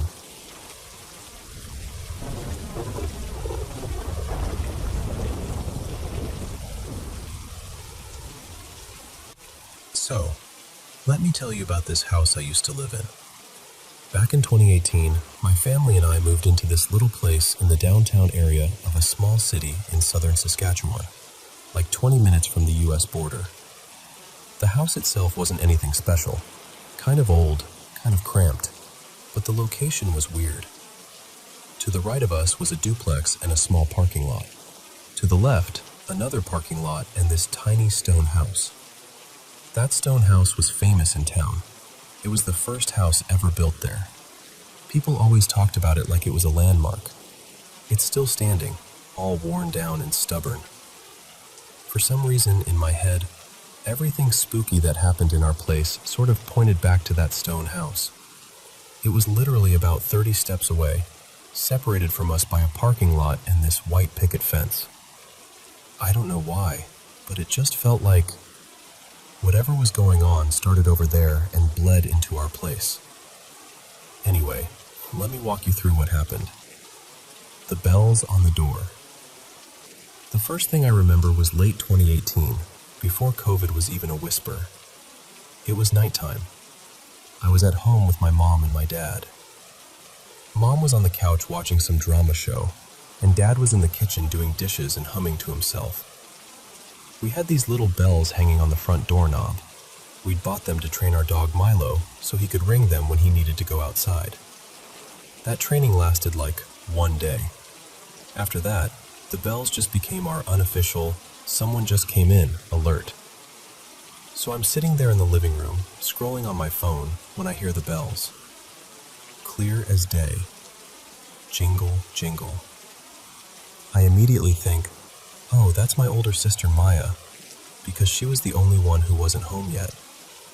I got excited, because we always debriefed our day in our room. So I got up, walked straight to our bedroom, and it was empty. I remember just standing there like, okay, weird. I knew I'd heard the bells. So I went to the entrance, thinking maybe she was still taking her shoes off or something. But no. The front door was closed. Locked. What was open was the basement door. It was slightly ajar, just slowly moving like someone had pushed it and let it go. There was no draft, no window open, nothing like that. Just this door, gently shifting back and forth like it had just been touched. I got this cold feeling in my stomach. You know when your body realizes something before your brain does? I went back to the living room and asked my mom, "Hey, is Maya home?" She looked at me and said, "No, why? I thought that was you. I heard the bells." So now we both know we heard it. Maya didn't get home for another hour. Footsteps and laughter. Fast forward to 2020. My sister-in-law Lena had just moved in with us after having my nephew Eli. At that point, it was just me, Lena, and Eli at home. Everyone else was out. I was in my room, lying on my bed, half on my phone, half spacing out, when I heard footsteps in the hallway. My older sister Maya has this very specific way of walking. She kind of drags her feet a little. It sounds lazy and familiar in a way that's weirdly comforting. That's exactly what I heard, that dragging walk. Then I heard soft baby giggles, Eli's laughter. It's pretty distinct. He had this bubbly little giggle that kind of came in bursts. So I'm like, oh, Maya's home. Cool. I figured she was in the living room playing with him. I waited for her to come into my room and bug me, because she usually did, but she never came. After maybe half an hour, I got up to see what they were doing. I stepped out into the hallway, and it was quiet. No Maya, just the TV on low in the living room. Then she turned to me and said, very carefully, "Did you hear that too?" I got chills immediately, but I played dumb. I was like, "Hear what?" She said, "Maya's footsteps. I thought she came home, and I thought Eli was awake. I heard him laughing." I just stared at her and told her, I heard the footsteps, and I heard him laughing too. We both turned and looked at Eli together. He was knocked out in his little bassinet, completely asleep. Had been the whole time. That was the first time someone else in the house described hearing the exact same thing as me, at the same time. The white figure. Okay, now jump to my freshman year of high school, 2021. Masks were still being recommended, but not everyone was wearing them anymore. I wore mine religiously, not even for health reasons at that point. I was just anxious and insecure and felt safer behind it. I barely took it off, even to eat, which I know sounds dramatic, but that's where I was mentally. Anyway, one day I came home absolutely starving and exhausted. Nobody else was home yet. I sat down at our dining table with some food, just zoning out. Now, the house was small. I want to emphasize that. Like, if someone was in there with you, you'd know. There weren't really places to hide. I was sitting there, looking down at my phone, when out of the corner of my eye, on my right side, I saw something. A white figure. It wasn't detailed. It was more like a streak or a shape. It moved fast, from the far corner of the room to another corner that I couldn't see fully without turning my whole head. I didn't give myself any time to overthink. I just stood up immediately and walked, almost ran, to the corner where I thought it went. Nobody. Nothing. No open windows. No curtains moving. I checked every obvious hiding spot, even though I knew deep down it wasn't a person. In a house that small, if someone was messing with me, they would have been caught in, like, 2 seconds. I remember just standing there, in the silence, my heart racing, trying to convince myself I was just tired. That's what I kept telling myself. You're hungry. You're exhausted. You're anxious. You're seeing things. But it didn't feel like seeing things. It felt like I'd walked in on something that didn't expect to be seen. The basement and the hand. Early 2022 was when my whole family got COVID. Somehow, I was the only one who didn't test positive. So instead of isolating them, they isolated me. Lucky me, I got sent to the basement. The basement was unfinished. One of the long walls was made of the same stone as that old stone house next door. You could literally see the rough, uneven blocks. It always felt colder along that wall. There was a stuffy little room down there with a walk-in closet. The closet didn't have a door, just an open doorway, and it was crammed full of the homeowner's old stuff. Boxes of clothes, random furniture, all that. I slept on a mattress on the floor in that room. When I lay down, my head faced the open closet. There was no avoiding it. It was right in my line of sight.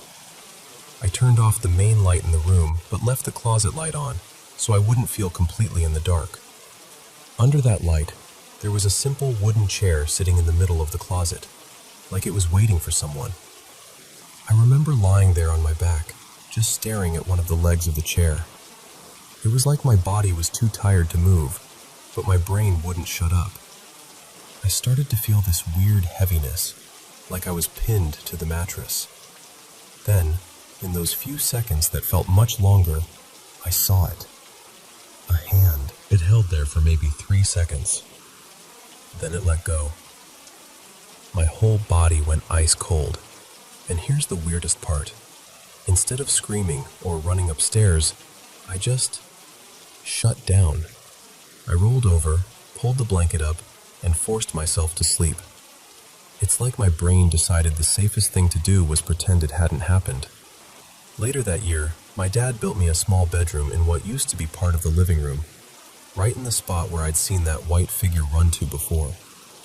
And that new room? It was directly above the basement room with the stone wall and that closet. I remember realizing that and just thinking, of course it's the same spot. The glass and the joke. About a year ago, before we moved out, I had my friend Jasmine over. We were hanging out in the basement, and I started telling her about all the creepy things I'd experienced in that house. I was being a little theatrical on purpose because she gets scared easily, and yes, I love her, but I also find her reactions hilarious. We decided to go back upstairs, so I bolted up the stairs and she followed behind me, clinging to the railing. We got to the main floor, and I kept going, talking louder than I usually would about the ghost in the house. Normally, I never talk about it out loud like that. I always had this superstition, like if I acknowledged it too much, whatever it was would know that I knew. But this time, I was showing off a little, I guess. I said something kind of mean about how the ghost probably looked, like a dumb, petty little insult about its appearance. I was joking, but yeah, not my smartest moment. Right as the words left my mouth, a glass food container flew off the table. And I don't mean it slid. I don't mean it rolled. I mean it came off the top of this fruit stand thing we had, the highest part of the table, and shattered on the floor right next to where my baby sister Rosa was standing. The sound of the glass breaking snapped everything into slow motion. I ran to her immediately, checking for cuts, for blood, anything. She was fine. She hadn't even processed what happened, but there were glass shards everywhere. I stood there shaking, because I remembered putting that container on the top tier of the fruit stand earlier. There was no way Rosa could have reached it. She was tiny.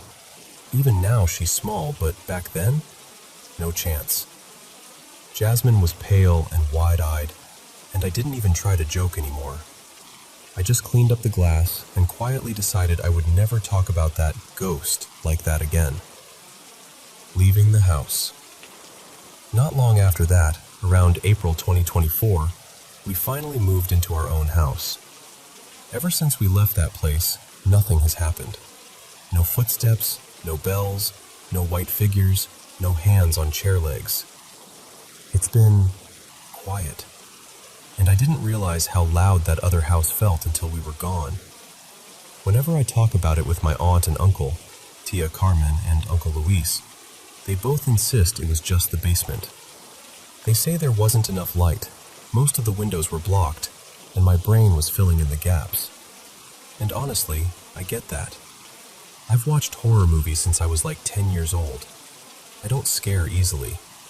I can sit in the dark basement with the lights off and be fine, for a little while. But in that house, I could never stay down there too long. There was always this feeling, like someone was watching me from a corner I couldn't quite see. I know how all of this sounds. I know people can explain a lot of things away with, "You were tired," or "You're into horror, so your mind plays tricks on you," or "Old houses are creaky." Maybe they're right about some of it. All I can say is this. In that little house, 30 steps from the first stone house in the city, something was there with us. And I swear on my life, every single thing I just told you really did happen to me.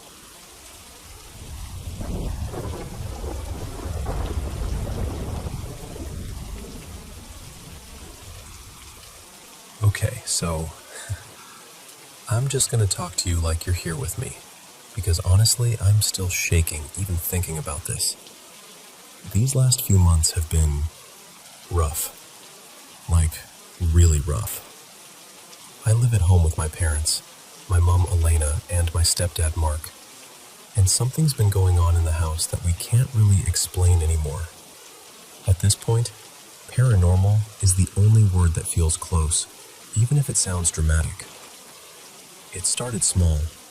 It always does, right? First, it was the lights. I thought it was just bad wiring or dodgy bulbs.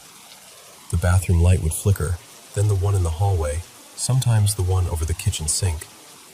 They'd flick off and on like someone was playing with the switch. We changed all the bulbs, even had a friend who's an electrician take a quick look, and yeah, still happening. Mostly in the bathroom and hallway. It's like those two places are, I don't know, favorite spots. Then our cats started acting weird. We've got 3 of them now, Luna, Milo, and Pepper. They've always been pretty chill, the usual zoomies at 3 a.m., but nothing wild. But lately, they'll just freeze and stare into the corner of a room like they're watching someone move around. Sometimes they'll hiss at the empty doorway. Luna arches her back and her fur stands up, and there's just nothing there. At least, nothing we can see. And then we started hearing things. The first thing I heard was this growl. It was stupidly late, middle of the night, and I was half asleep. It came from the hallway outside my bedroom door. It was low, deep, like it came from someone's chest rather than an animal. It absolutely scared the life out of me. Our cats can't make a noise like that. And yeah, one of the windows in the living room was open a crack, but it wasn't windy. And this didn't sound like something from outside. It sounded inside. My parents hear things too. My mom's told me she hears me calling her name sometimes, like I'm shouting for her from my room. And when she goes to check on me, I'm just wearing my headphones, minding my own business. Mark says he once heard me crying in the bathroom, but I was at work when that happened. The worst for him, though, was the voice. He was in the kitchen one evening, washing dishes, and he swears a man's voice, really clear and close, said, "Hello," right behind him. Just that. Hello. No one else heard it. Mom was in the living room, I was in my room, and he kind of came in white as a sheet. Mark's not the type to spook easily. He's very, "It's probably nothing," about everything, but he was genuinely shaken. That's what scared me, seeing him scared. There are other sounds too. I've heard faint music at night, like someone's playing an old radio in another room. It's sort of muffled, like a lullaby or some slow song you can't quite catch the words to. And knocking. 3 knocks in a row, sometimes on the wall near my bed, sometimes from the inside of the wardrobe door. It mostly happens after midnight, when everything's quiet and you can't pretend you didn't hear it. Then there's the physical stuff. Both Mark and I have been touched. He told me he was in the kitchen one afternoon, waiting for the kettle to boil, and he felt a hand run slowly down his back. Naturally, he thought it was my mom messing around. But when he turned, she was at the table scrolling through her phone, nowhere near him. He didn't even tell us that story until recently, because he didn't want to freak us out. A lot of the time, it feels like there's something sitting between my shoulder blades, just this constant weight on my back, pressing down. Even when nothing else is happening, that feeling hangs around. We've both been scratched, too. I only found out recently that Mark had been scratched on his upper arm. 3 thin lines, like something had clawed him. He was in the laundry room when it happened. He said it stung all of a sudden, and when he checked, there were these red marks and a bit of blood. For me, it was my side, just under my ribs.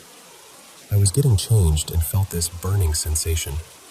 When I looked in the mirror, there were 3 long scratches running diagonally across my skin. Not deep enough to bleed, but red and raised like a fresh cat scratch. Except none of the cats were in my room, and I definitely hadn't done it myself. A few nights ago was one of the worst moments. I got up around 2 a.m. to get some water. The house was dark and quiet, and you know that feeling when the air just feels thick? Like you're walking into a room where people have just been arguing? It felt like that. I stepped into the hallway, and this horrible awareness hit me, like something was already watching me from the far end. So I stopped. I looked down the hallway toward the front door, and right by the coat rack, just behind it, I saw something lean out. Not all the way, just enough to look at me. It was tall, taller than Mark, easy, and it was basically a shadow. No face, no features, just a human-shaped darkness with a kind of edge to it, like the air bent around it. It didn't move. It just stared. My whole body went cold. I genuinely thought I was going to throw up. I couldn't look away for a few seconds, and then my fight or flight just cut out, and I stumbled back into my room, shut the door, and sat on the floor shaking. I didn't even get the water. Things move on their own now, too. One afternoon I was at my desk, and I heard a thump right above my head. The shelf above my desk holds my albums and a couple of little figures. Out of nowhere, 3 of my albums just slid forward and fell to the floor. The window was closed, no trucks going by, no one stomping around. The weird part is, they fell in the opposite direction of how they were leaning. It was like someone pushed them deliberately. In the bathroom, we've got one of those circular ring towel holders fixed to the wall.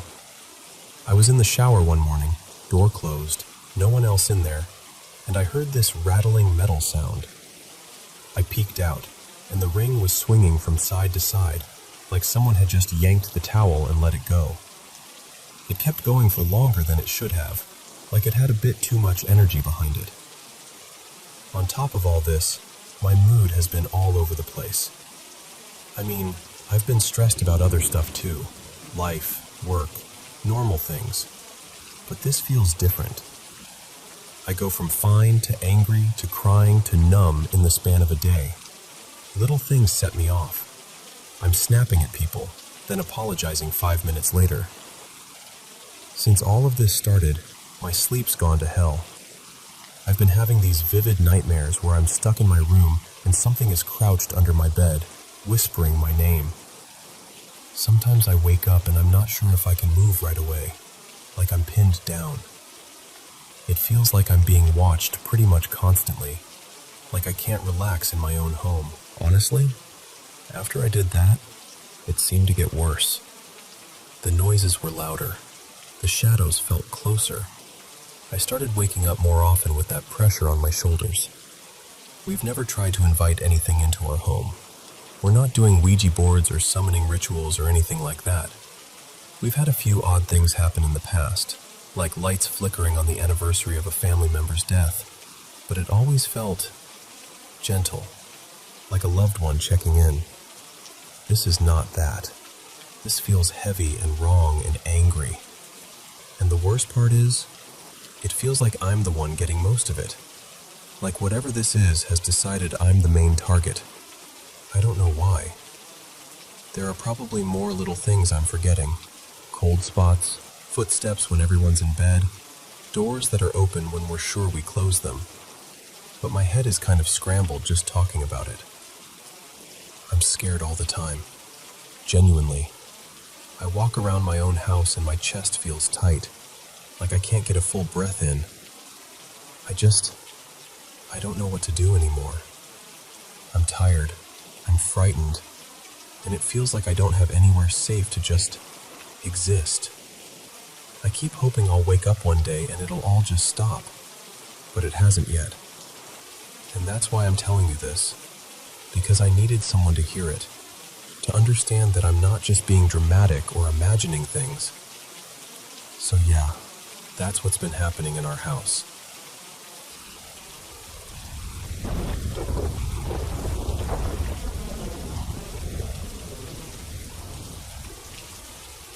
So, this happened last winter, on a trip to a hill station with two of my friends, Kabir and Nina.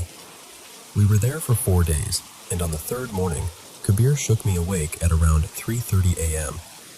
I remember blinking at him like, "Are you serious right now?"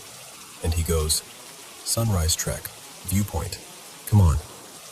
Nina had a slight fever and refused to get up, so it ended up being just the two of us. We layered up, thermals, hoodies, whatever we could find, and stepped out into this sharp, biting cold. You know the kind that hits your face and suddenly you're wide awake? The whole town was asleep. The sky was this deep, inky blue, and the streetlights were patchy, some flickering, some completely dead. The trail to the viewpoint started just beyond the last row of houses. It was technically a marked path, but it felt completely abandoned. On both sides, the forest just swallowed everything. Tall pines leaning in, branches hanging low, like they were eavesdropping. It was so quiet that every crunch of gravel and dry leaves under our shoes sounded wrong. Too loud. We kept following these old wooden signboards. Viewpoint 2.3 kilometers, then viewpoint 1.8 kilometers. But every time we checked the map on Kabir's phone, it weirdly felt like the blue dot had barely moved. You know that glitchy, laggy feeling where your brain starts going, "Are we moving, or is the map messing with us?" At some point, I got this really strong feeling that we weren't alone. Like something in the trees was keeping pace with us.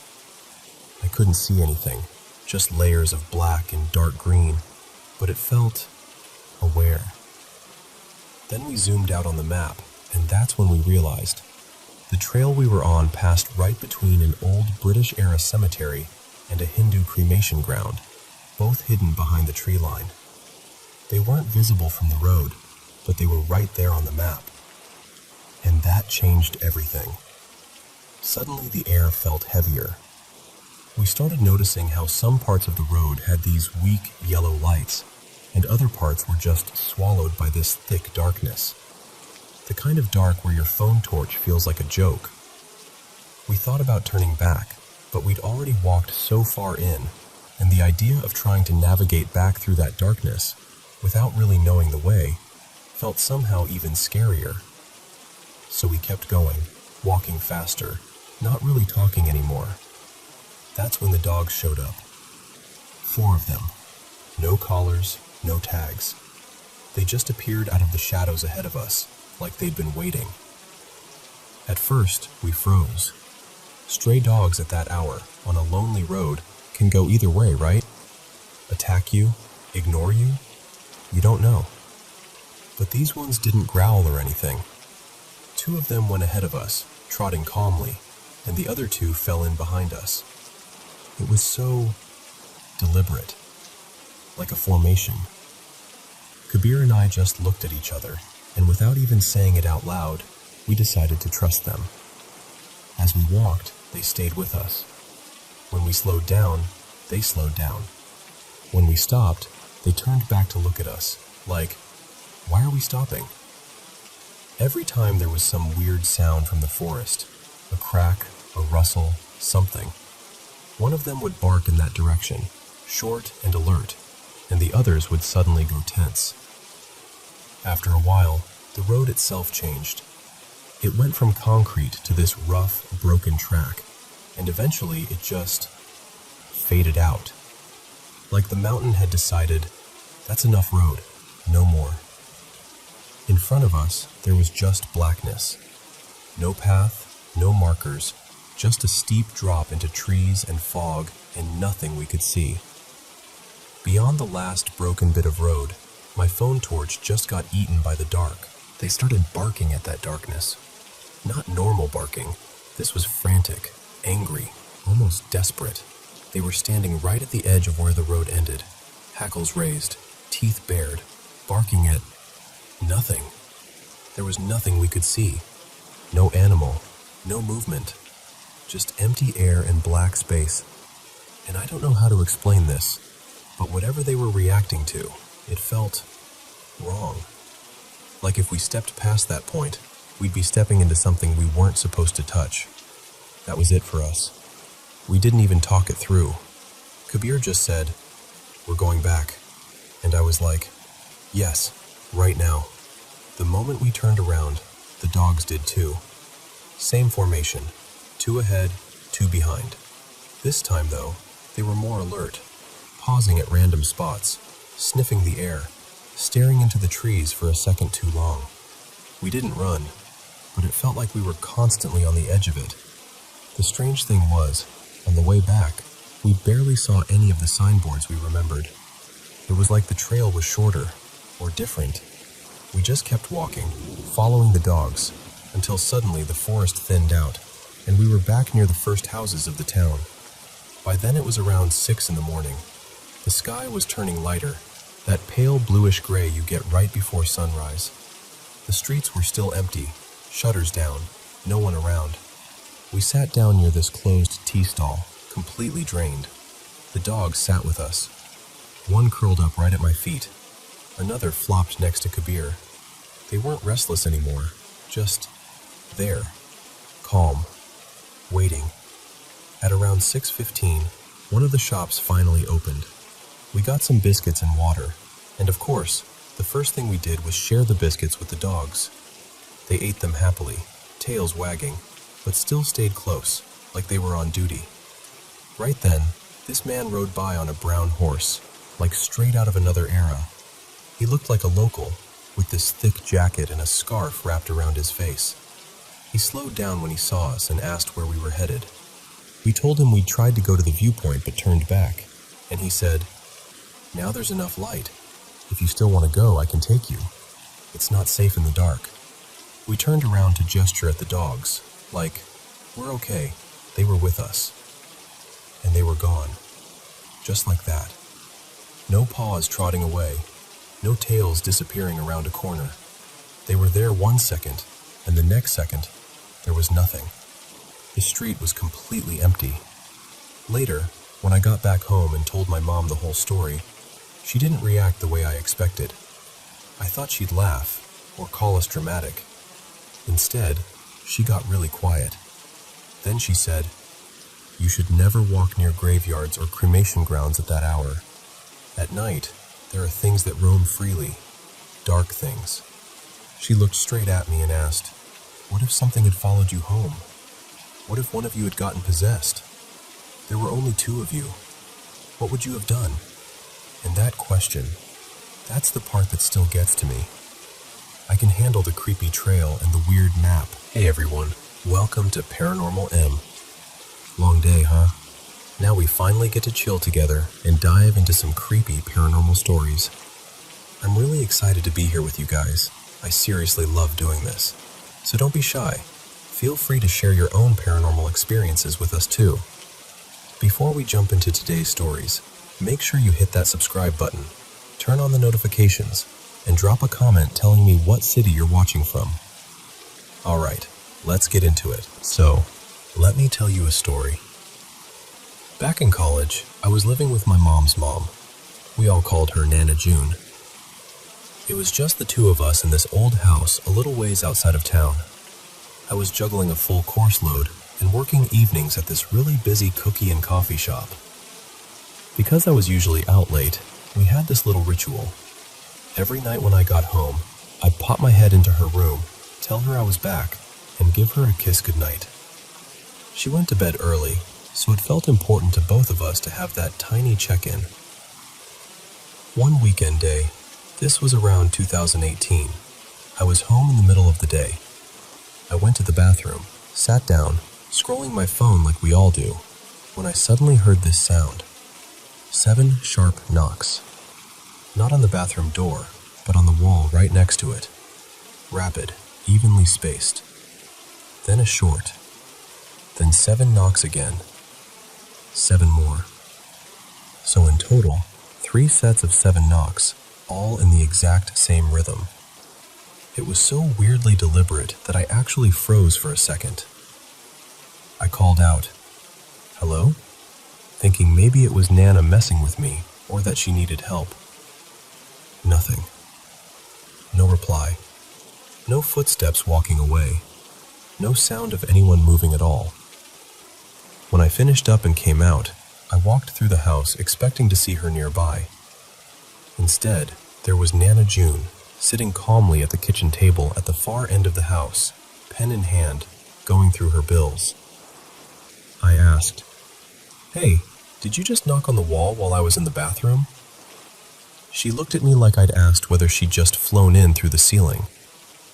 "No," she said. "I've been sitting here. Why?" Now, if she had needed something, she would have just called my name or walked over and knocked directly on the door. She was not a 3 sets of 7 mysterious knocks kind of person. Honestly, she was way more likely to open the door and say, "You done yet?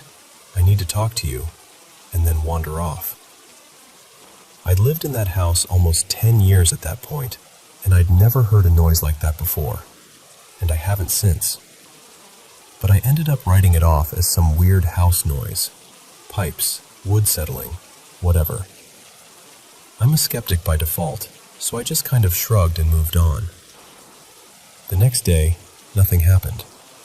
Totally normal. Day 3. A couple of days later, on a weekday, I did my usual. Classes all day, then straight to work, then home around 10 p.m. I went to do our nightly routine, poke my head into Nana June's room, tell her I was home, kiss goodnight. As I walked in, she immediately said, "Have you been home today?"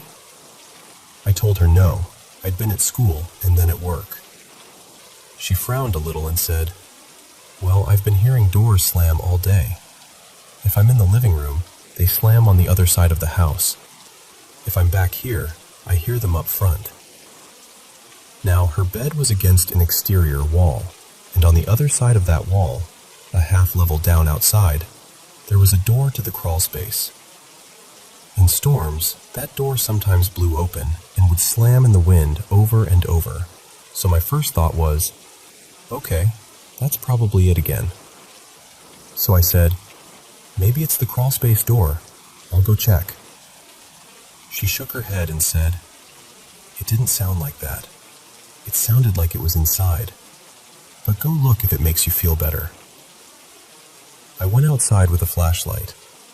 The crawlspace door was shut tight, latched, with our usual stack of bricks in front of it for extra insurance. No wind, no storm, no movement. Totally still. I came back and told her, door's shut.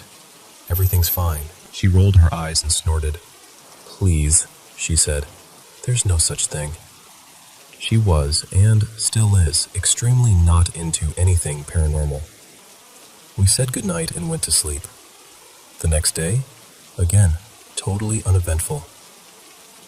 Day 5, evening. By day 5, I had another long school plus work day. It was summer, so it was still a little warm out when I drove home, got in around 10 p.m., and headed straight to Nana June's room, like always. I barely pushed the door open before she said, kind of accusingly, why didn't you come say hey before you went to work? I stopped. What? I didn't. I just got home. She shook her head. No, you were here, around 6. I wasn't feeling good, so I got in bed early. I was lying here in the dark with the door open, and I saw you. You opened the door across the hall, turned the light on, stood there for a second, turned the light back off, and closed the door. I figured you forgot your wallet or something. You should have come say hello to your Nana before you left. The room she was talking about was the spare bedroom directly across the hall from her door. I hadn't been home at all. I told her that. I was genuinely confused and starting to feel... I asked, are you sure you didn't drift off and dream it? She was very firm. I wasn't asleep. I can't fall asleep that fast. I watched it happen. She still laughed it off like it was just weird, but I could tell she thought I might be lying to her about not coming home. I, on the other hand, was quietly freaking out. Between the knocks, the phantom slamming doors, and now this, it was starting to feel like a pattern. We didn't have any answers though, so we both went to bed. Day 5, night. That same night is when things really tipped over into, okay, what is happening? It was around 2 a.m. when I woke up to the sound of a dog barking. Non-stop. Loud enough to yank me right out of sleep. The thing is, Nana's dog, a little terrier mix named Benny, almost never barked. I'd known him for 3 years at that point, and I could count on one hand the number of times I'd heard him make more than a tiny woof. He didn't bark at deer, or stray cats, or delivery people. Nothing. He was just a quiet little guy. So for him to be barking non-stop, that alone was weird. At first, half asleep, I assumed he was in Nana's room, like he usually was at night. I rolled out of bed and shuffled to my doorway. That's when I realized the sound wasn't coming from her side of the hall at all. It was coming from the other direction, toward the living room and kitchen. All our doors were open because it was hot, so I could see down the hallway as I walked. The house was dark and still. When I got to the living room, I finally saw him. There was Benny, standing in the doorway between the living room and the kitchen, front paws planted, body tense, staring straight into the pitch-black kitchen and barking like his life depended on it. It wasn't a, hey, I heard a noise, bark. It was this intense, focused, almost protective barking, like he was trying to warn something off or alert someone. I just stood there for a second, watching this little dog I'd never seen like that before, barking and staring into a dark kitchen. Then I whispered, Benny. The second I said his name, he stopped. Just cut off mid-bark. He turned his head slowly to look at me, then sat down, tail still, ears up. Calm, like someone had flipped a switch. Then he looked away from me, not back into the center of the kitchen, but up and to his right, into this small nook between our piano and a glass front cabinet. I knew that spot really well. It was just big enough for a person to stand in, almost like a little shadowy alcove. That was the moment I felt it. I don't know how else to describe this without sounding dramatic, but I'm a skeptic, and this is still one of the clearest physical reactions I've ever had. It was like a wave of cold started at my ankles, shot up my spine, over my head, and then down the front of my body to my toes. I could feel it move. The whole house was quiet. The kitchen was just this black square in front of us. Benny was sitting there, calmly looking at that exact spot like he was watching something. I didn't say anything clever. I didn't try to investigate. After a moment, I just said, "Come on, Benny." He immediately stood up and followed me back down the hall. I got into bed, pulled the covers up, and tried very, very hard to pretend none of that had just happened. After that night, everything stopped. No more knocks. No more phantom door slams.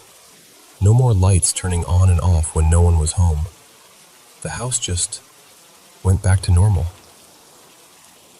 Later on, I told this whole story to friends and coworkers, and people came up with explanations.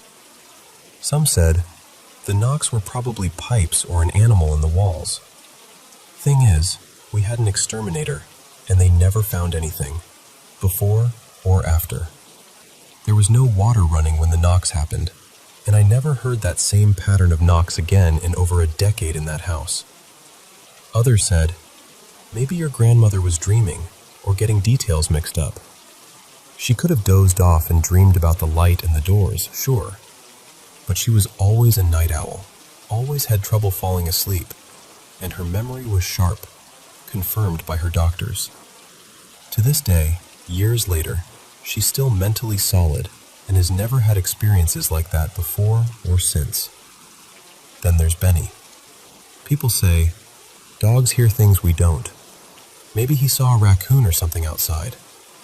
But remember, he never barked at the actual deer and foxes that came through the yard. And when I looked toward the kitchen, the motion-activated lights outside were not on, which they normally would be if something had moved out there. One of my friends, I'll call her Camille, she's from Louisiana, told me something that weirdly stuck with me. She said she'd always heard that sometimes spirits pass through places. They're not necessarily stuck there or haunting it. They just move through, like travelers. That idea made sense to me in a way I can't fully explain.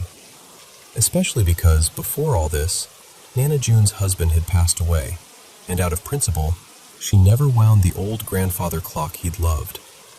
Yet every so often, it would chime anyway. No one had touched it. Is that related? I have no idea. Could it all be coincidence and misinterpretation? Absolutely. The rational part of me still leans that way.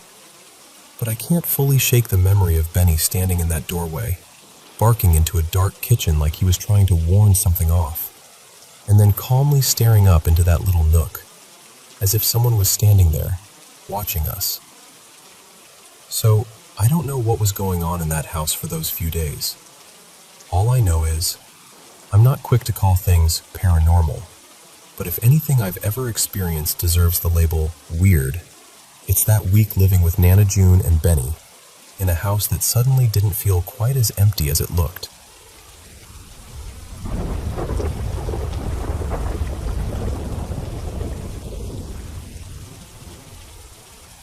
So, okay, let me just talk to you like we're sitting on a porch swing, because that's honestly what this feels like. I grew up on this little patch of land in eastern Kansas. It's not like way out in the wilderness, but it's country. Our place is an old farmhouse with peeling paint, a crooked barn, a couple of sheds that probably shouldn't be standing anymore, and a trail that runs down to a strip of woods we call the timber. There's a creek down there, and a fire pit where we've had a lot of late-night talks and burned a lot of marshmallows. We technically have 2 ponds. One of them is still there, ringed with trees and cattails and mosquitoes that live to make me suffer. The other one? Well, it's basically a scar in the earth now. Just a dried-up basin choked with brush and dead weeds.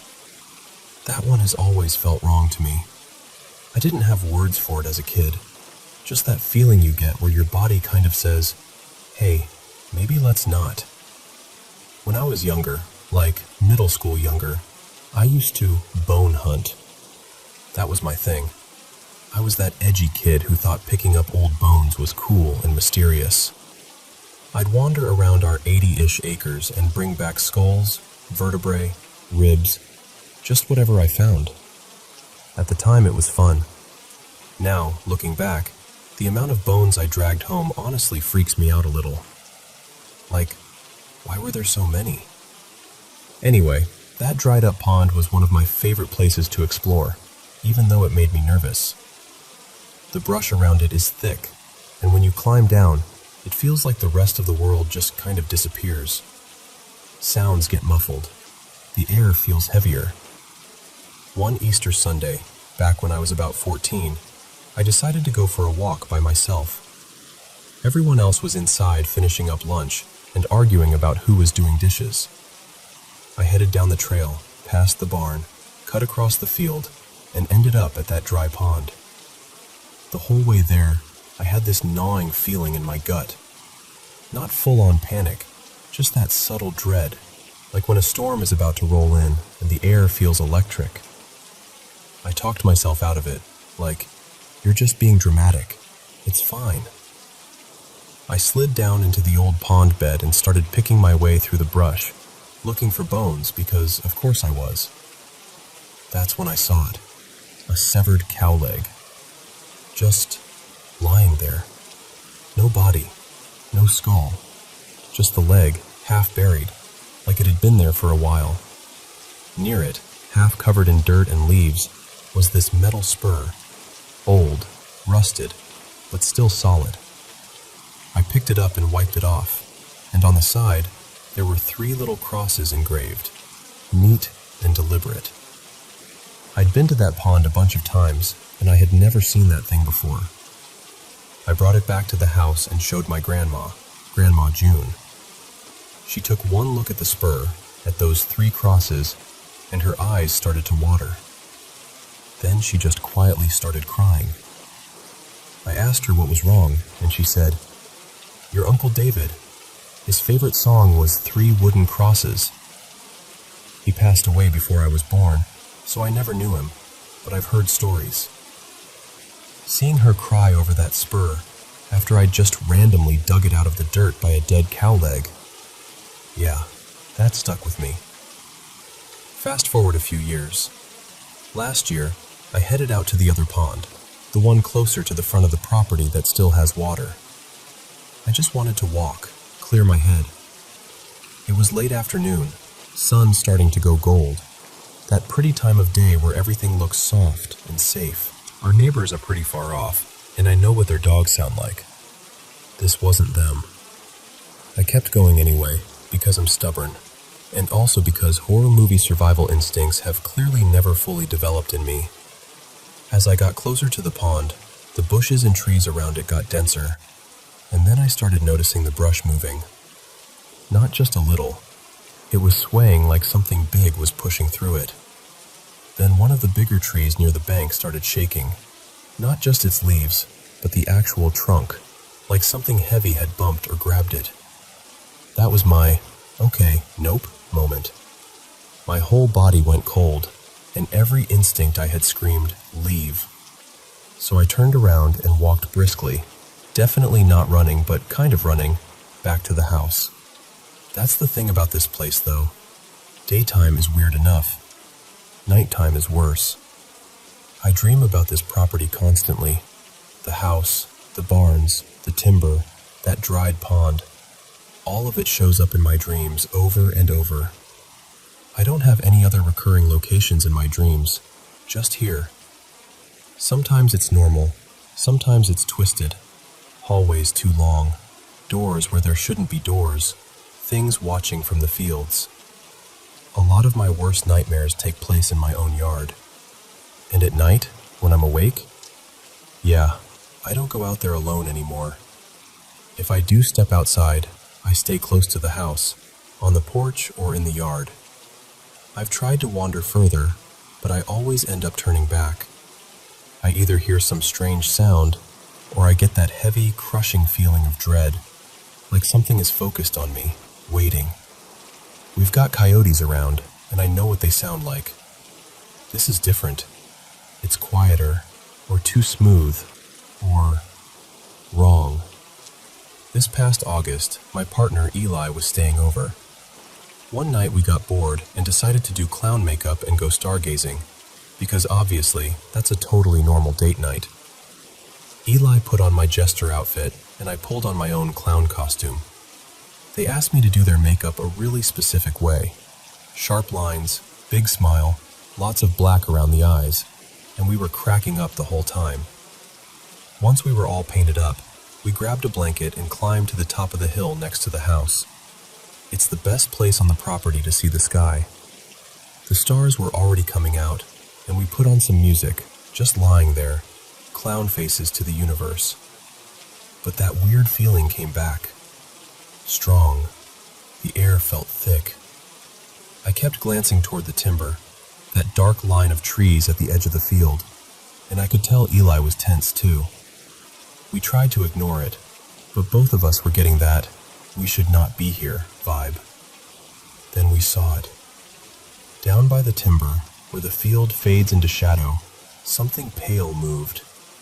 At first we thought it was just light on the grass, but then it kept going, fast, low to the ground. It was running on all fours. The shape was wrong for any animal I know. Too long in some places, too short in others. Humanoid, but not. No clothes, no fur, just this pale, almost glowing shape sprinting along the tree line. We both saw it. We didn't talk. We just looked at each other, grabbed the blanket and the speaker, and booked it back to the house. We locked the doors and sat in the living room for a long time, makeup smudged, just listening. Later that month, we had a bonfire down at the timber, me, Eli, and a few friends.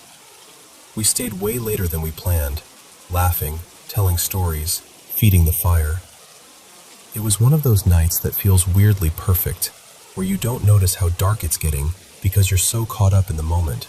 I said, "Hey, maybe we should head back," trying to sound casual, but everyone could hear my voice shaking. We all rushed to pack up. On the way out, as we were leaving the timber, Eli stopped and grabbed my arm. Later, they told me they'd seen another pale deal in the brush just off the trail.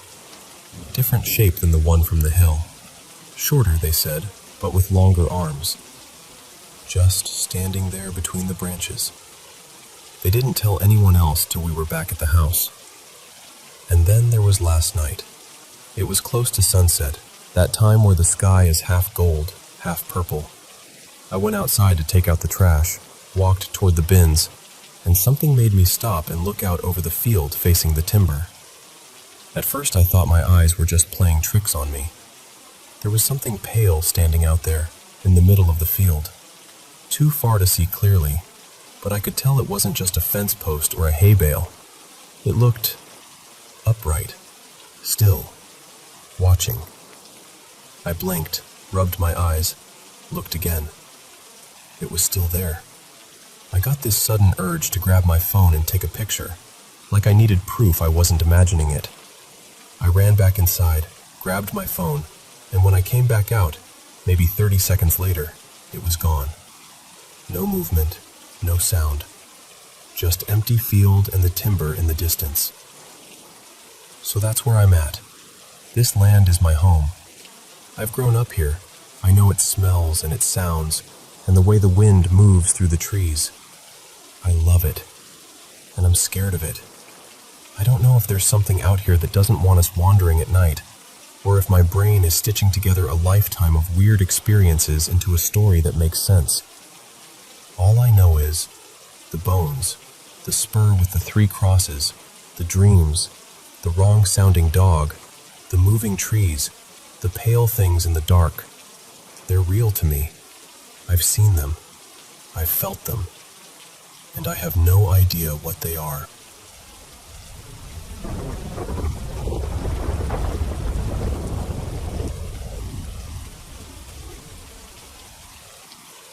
Okay, so let me take you back a bit. It was the late 2000s, and I was in this fairly new relationship with a guy. I'll call him Mark. We'd only been together a few months when I found out I was pregnant. We were both young, still kind of fumbling our way through adulthood, and then life just escalated really fast. At the same time, Mark's mom, let's call her Ellen, was dying. She had advanced cancer, and by the time I came into their lives, it was already pretty far along. I wasn't working then, so I naturally became the person who spent a lot of time with her. It started small, just keeping her company while Mark was at work or dealing with errands. But it turned into more. I'd organize her meds, sit with her through those endless appointments, help her get dressed on her bad days. We'd watch reruns on TV, drink too sweet tea because she liked it that way, and just talk. Or sometimes we didn't talk at all. We'd just share the silence. You know when you meet someone late in their life, but you can still feel who they were, like before the illness? That was her. She had this dry, almost mischievous humor, even when she was exhausted. I remember thinking, if I'd met her 10 years earlier, I probably would have wanted to be her friend, not just her son's girlfriend. As my belly grew, she just lit up whenever I walked into the room. She'd put her hand on my stomach and joke with the baby, telling them to hurry up so I can see your little face. There was this bittersweetness hanging over everything. We all kind of knew she wasn't going to get much time, if any, with her grandchild. But no one said that out loud. I ended up giving birth about 3 weeks before she died. It was a little girl, my daughter, Maya, and Ellen was able to meet her once, maybe twice. I remember bringing this tiny little bundle into her bedroom. Ellen was so weak by then that we had to prop her up with pillows, and she still insisted on fixing her hair before I handed the baby over. That made me smile. She held Maya so carefully, like she was holding something sacred. Her hands were shaking, but she just stared at Maya's face with this expression that was, I don't know, peaceful. Like something in her had loosened. I will never stop being grateful for that moment, that they got to exist in the same room, even for such a short time. Not long after that, Ellen passed away. And as for Mark and me, well, we didn't make it. By the time Maya was a few months old, the cracks that had been there all along just got bigger. Sleep deprivation, grief, stress, none of that helps a young relationship. When Maya was about 2 months old, we split up. It wasn't dramatic, just heartbreaking in that quiet, practical way. He ended up moving across the country. For a bunch of reasons, Maya didn't grow up with him or his side of the family around. No visits, no regular phone calls, no holidays with grandparents from that side. None of that. It was just me and her. So fast forward a bit. A few months after Ellen died, I had this dream. Now, when I say I had a dream, I don't mean one of those fuzzy things that vanish as soon as you wake up. This was different. It was the most vivid dream I've ever had. Honestly, it's still the clearest dream I can remember in my whole life. In the dream, I was standing in this place that looked like a hotel ballroom mixed with a garden. Big windows, soft light, people in the distance talking quietly, but I couldn't really see their faces. And then Ellen walked toward me. She was wearing this absolutely gorgeous green gown. I don't even know how to describe it properly. Like an old-fashioned ball gown, deep green, the kind of dress that moves almost like water when you walk. It was such a specific shade and such a striking image that even in the dream I noticed it. She came right up to me and hugged me. I could feel it, the weight, the warmth of her arms around me. It didn't feel like a dream hug. It felt real. And she said very clearly, "Thank you for everything, for taking care of me, for loving my son, for bringing my grandbaby here." I remember crying in the dream, and when I woke up, my pillow was wet. I could still smell her perfume, that faint, powdery floral scent she liked.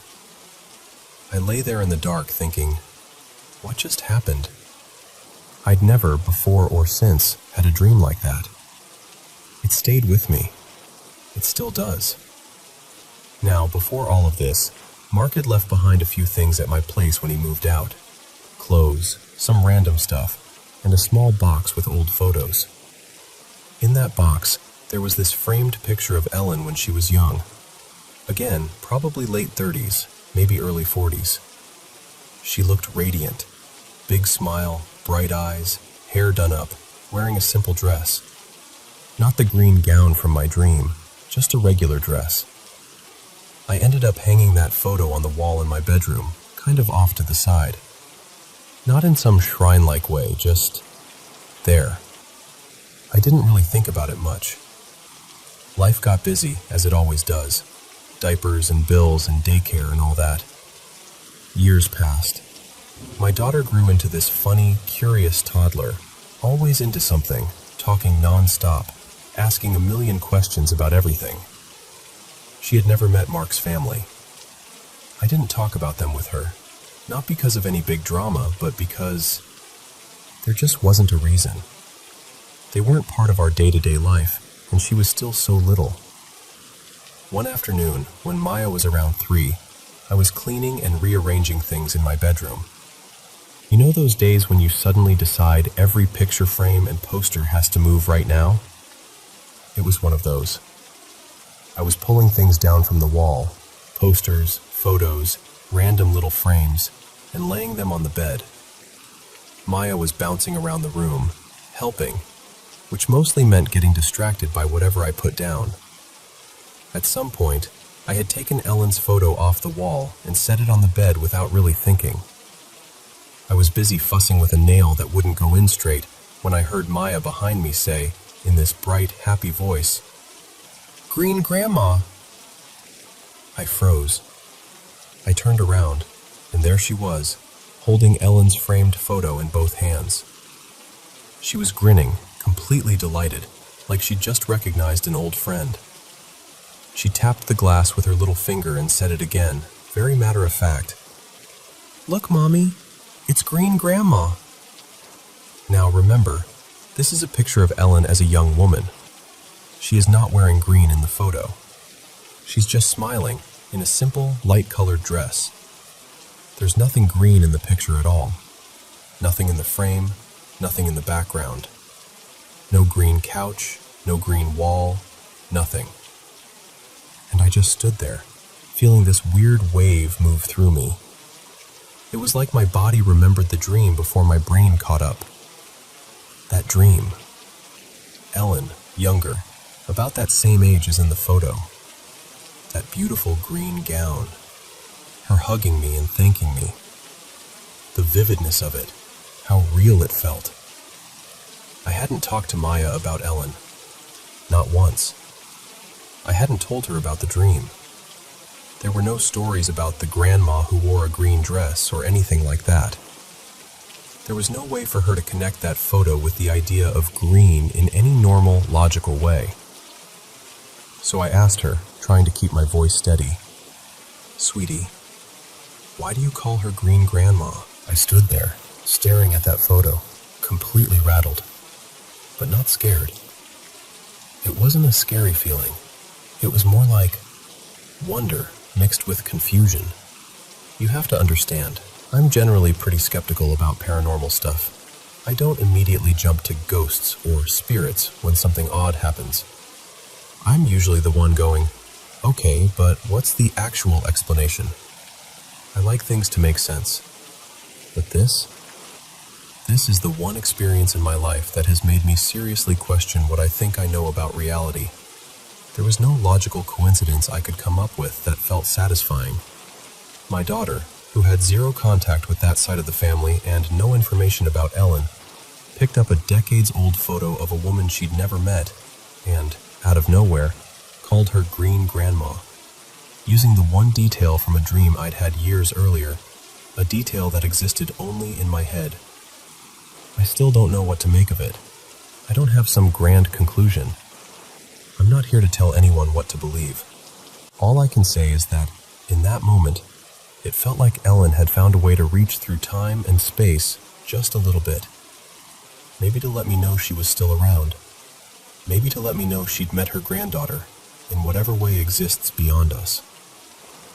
Sometimes, when I see that old photo now, I still hear my daughter's little voice in my head, so cheerful, so sure. Green Grandma.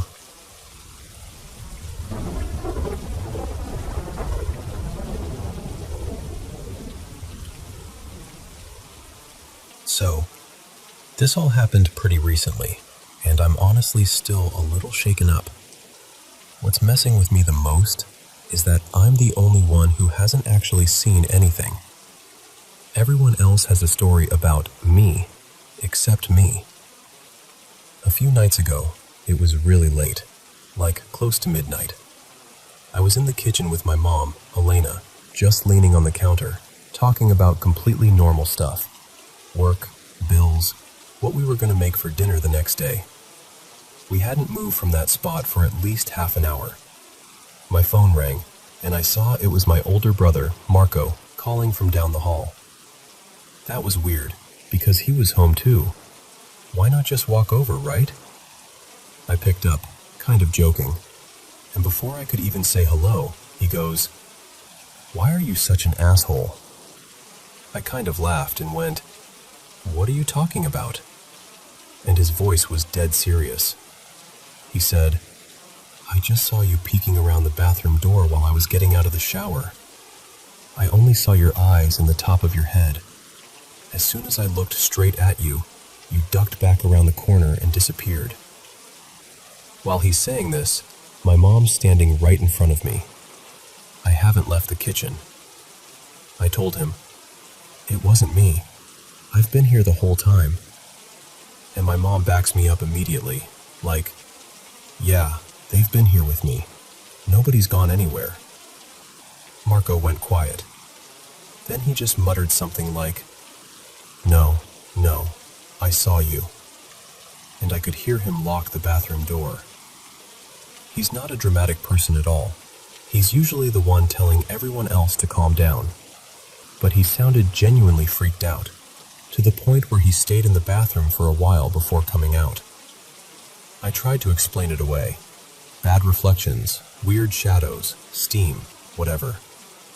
I didn't really believe my own explanation, but it was better than thinking the alternative. I probably would have just written it off as him being tired. Except it happened again. A couple of days later, my cousins came over. They're siblings, Lucas and Anna. We were all hanging out in the evening, and I was in the kitchen with Anna helping me with dinner, chopping vegetables and complaining about our jobs, the usual. Lucas went down the hallway to grab his backpack from the guest room. No big deal. A minute or two passed, and I heard him from down the hall say, in that sarcastic voice he uses, "Wow, very funny." I thought he'd found some old prank or something, so I didn't think much of it.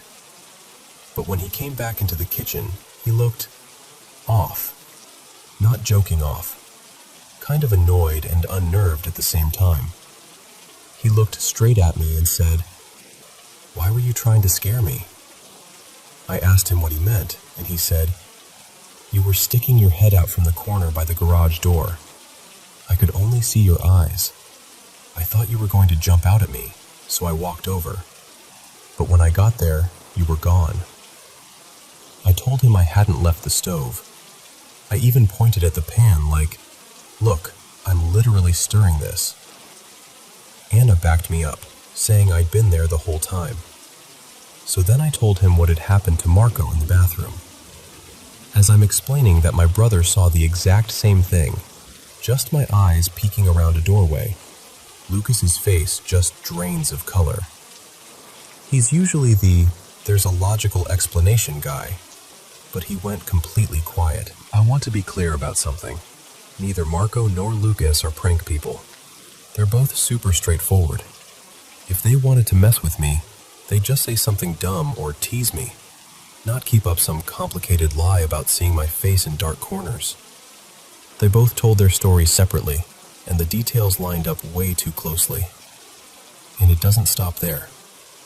My mom told me that even before all of this, before Marco's bathroom thing, before Lucas in the hallway, she'd been hearing me call her from down that same hallway. She said there were a few times where she'd hear my voice, clear as day, calling, "Mom?" from near the bedrooms. She'd answer, "Yeah?" and nothing. No footsteps, no follow-up, just silence. One time, she said she actually walked down the hall to see what I wanted. The lights were off, and my bedroom door was cracked open, so she knocked and pushed it a little. When she didn't see anyone, she just assumed I was in the bathroom or had moved to another room. Here's the thing that really got me. One of those times, I wasn't even home. I'd been out with friends all evening, and when I came back, she casually said something like, "Did you need something earlier? I heard you call me, but you never came in." We didn't piece it together until later, when all these stories started stacking on top of each other. So let me line this up. My mom hears me calling her from the hallway, once when I'm not even in the house. My brother sees me peeking around the bathroom door, just eyes and the top of my head, then disappearing. My cousin sees me doing the exact same thing near the garage, just my eyes around the corner, and then I'm suddenly back in the kitchen where I've supposedly been the whole time. Everyone has experienced some version of me in the hallway, except me. I haven't seen anything. I haven't heard anything that sounds like them. I'm just normal me, walking around, trying to convince everyone, and myself, that there's some rational explanation for this. But at this point, I don't know what to think. I don't feel a presence. I don't feel watched. I don't feel anything particularly spooky when I walk down that hallway. And somehow, that almost makes it worse. Because if it were obviously haunted, cold spots, weird vibes, that kind of thing, I could at least react to it. Instead, it's like there's this version of me that everyone else is dealing with, and I'm completely out of the loop. So yeah, right now, it honestly feels like I might be haunting my own family while I'm still alive. And I don't know what's more unsettling. The idea that something is pretending to be me, or the idea that, in some way I don't understand, it is me.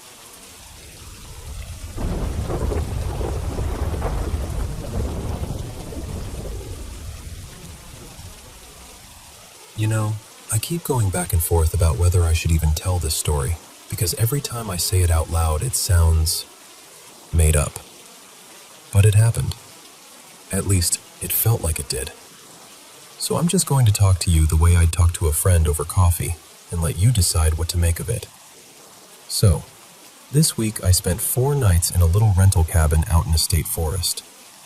I'm 40, my husband Daniel is 36, and our kid Noah is 6. We wanted something low-key, just hiking, campfires, the whole unplugged from reality thing.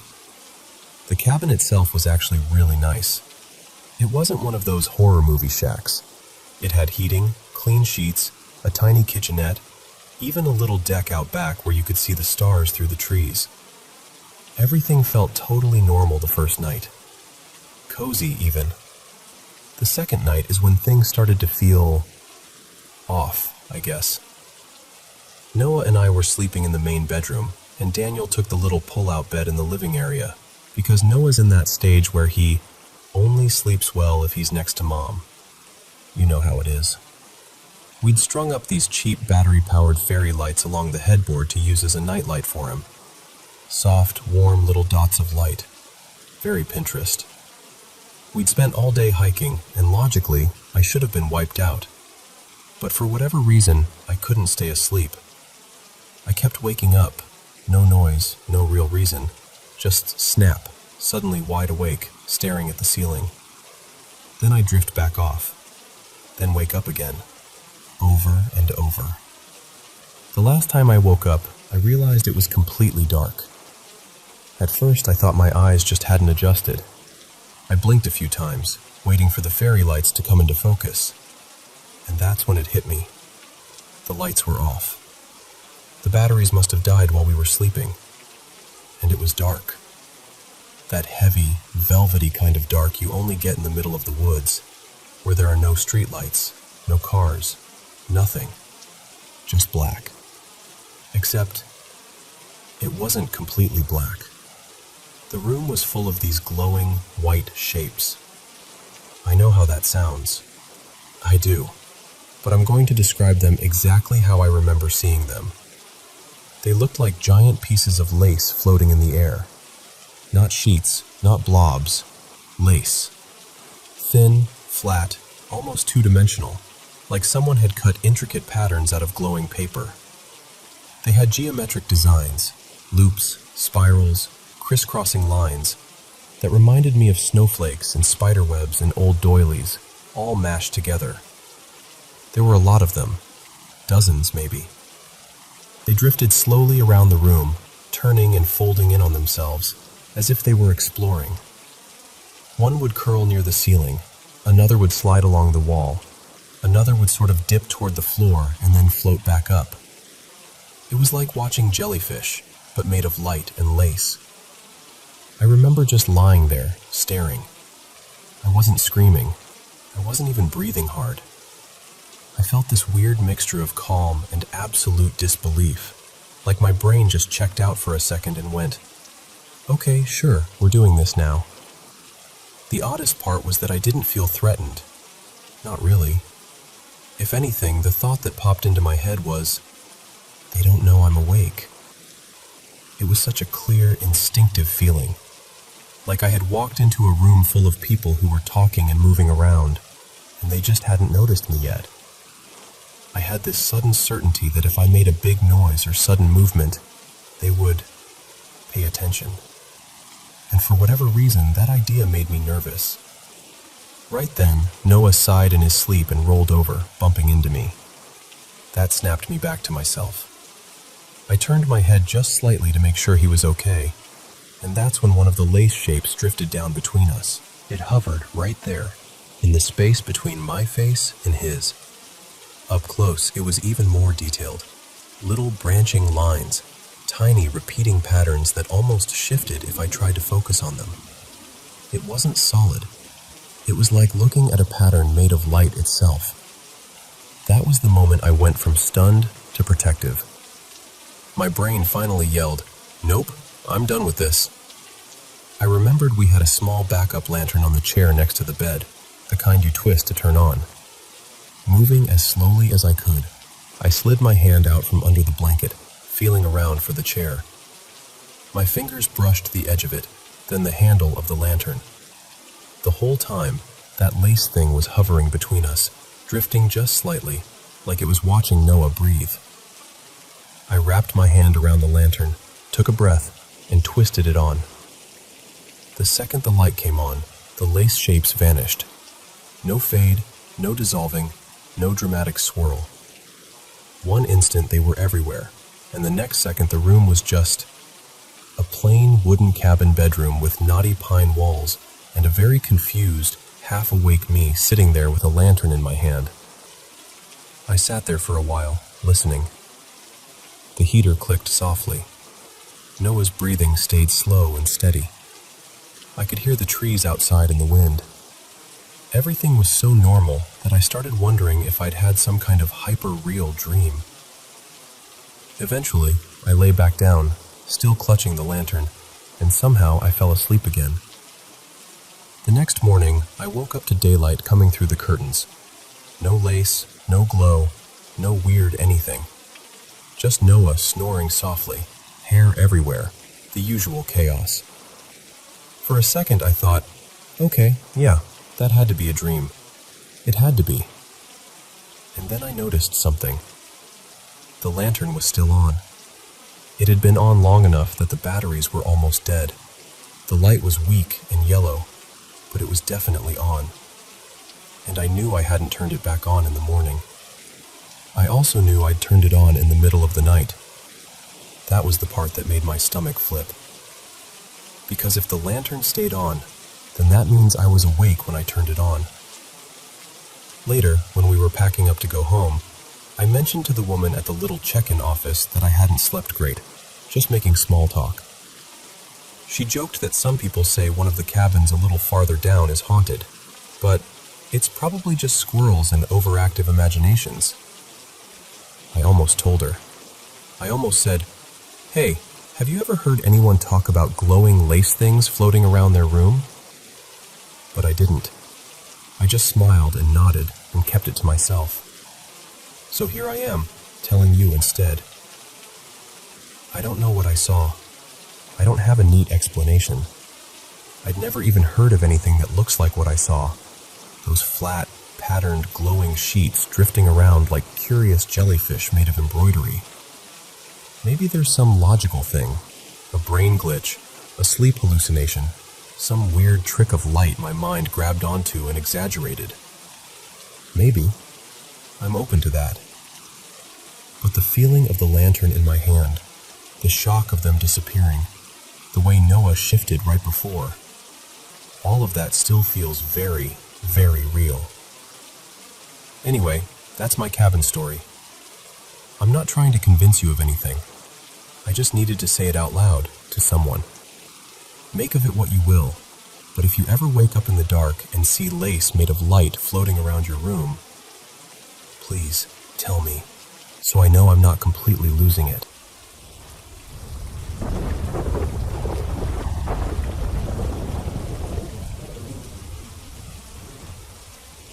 So, let me tell you what happened, because I still get chills thinking about it. Today I woke up around, I think it was about 1 p.m. I'd gone to bed really late, so once I knocked out, that was it. No waking up in the middle of the night, no bathroom breaks, nothing. And just to be clear, I don't sleepwalk, never have. Nobody's ever seen me do anything like that. My mom, Clara, was in the little room at the end of the hallway. You know, the one we turned into kind of a home office/storage room. It's basically the third room in the apartment. She was sitting there scrolling on her phone, half working, half procrastinating. From where she was, she could see the doorway that leads to the kitchen. And at some point, she looks up and sees me walk past the kitchen doorway, heading toward the living room. At least, she thinks it's me.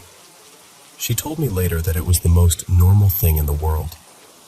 I walked by, same haircut, same clothes she'd seen me wear before, same way of moving, just me. She assumed I was going to the living room window like I always do, to look outside and space out a bit. A minute later, she gets up and follows, expecting to see me standing by the window. Living room, empty. No TV on, no movement, nothing. Just an empty couch and the curtains barely moving. She's like, "Huh, that's weird." And then she gets this weird feeling in her stomach.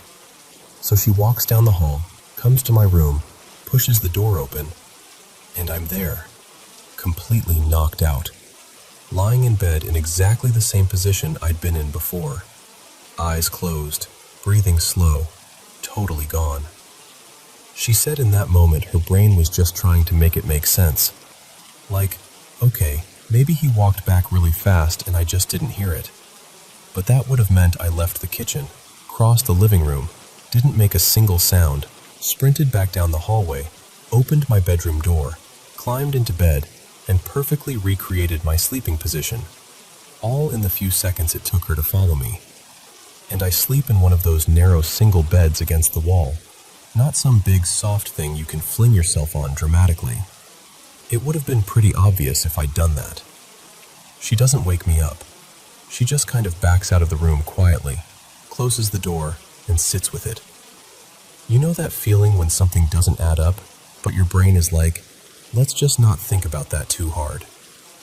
Anyway, about half an hour later, I actually wake up. I get out of bed, check my phone like a zombie, and wander into the kitchen to get some water. My mom is still in that third room. She looks up, sees me pass by the kitchen doorway again, and this time she lifts her hand and gives me a little wave. I wave back, kind of confused, but whatever, and keep going. She smiles, like she's relieved about something, but I don't think much of it.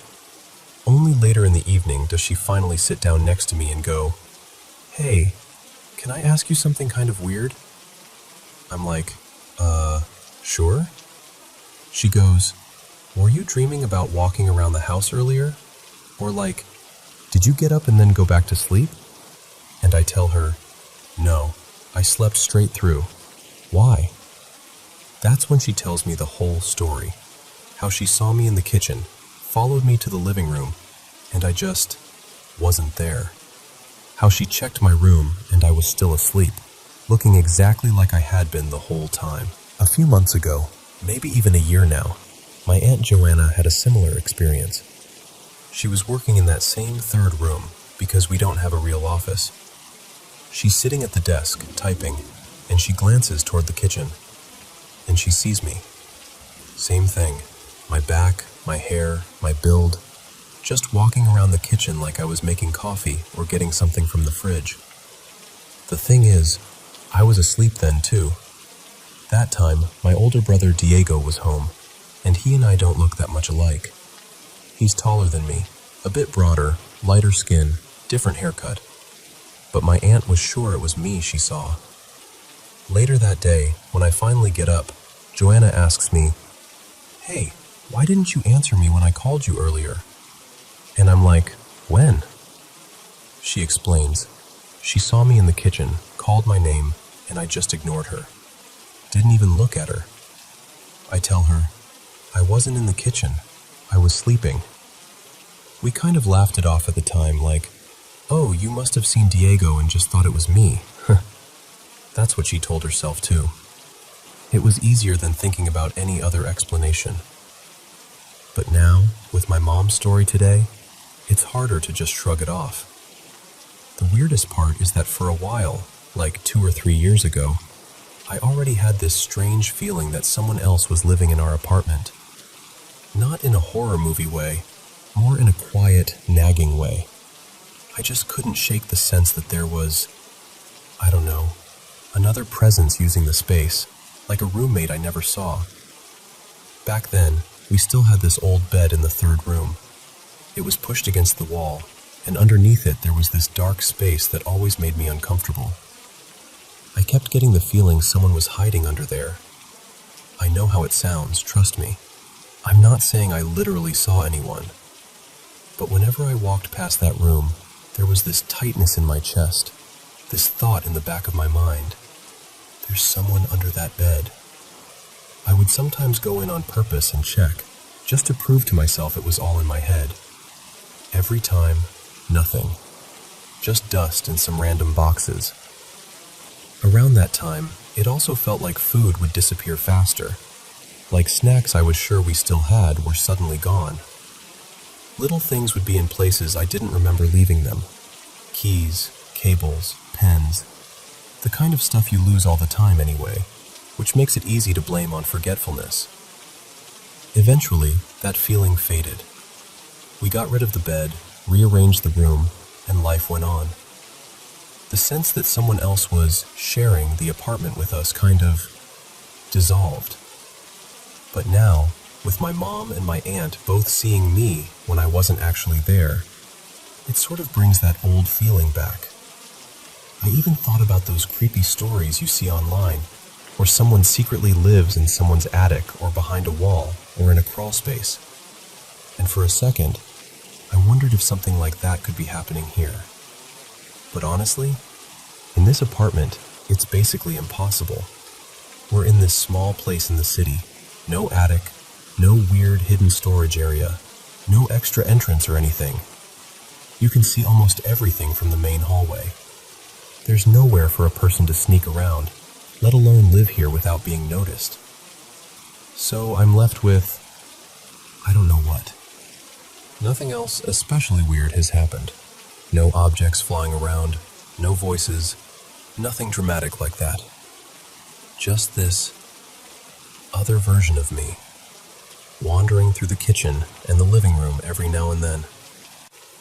And the strange, quiet feeling that maybe, for a while, there really was someone else living here with us. Someone I'll probably never actually meet.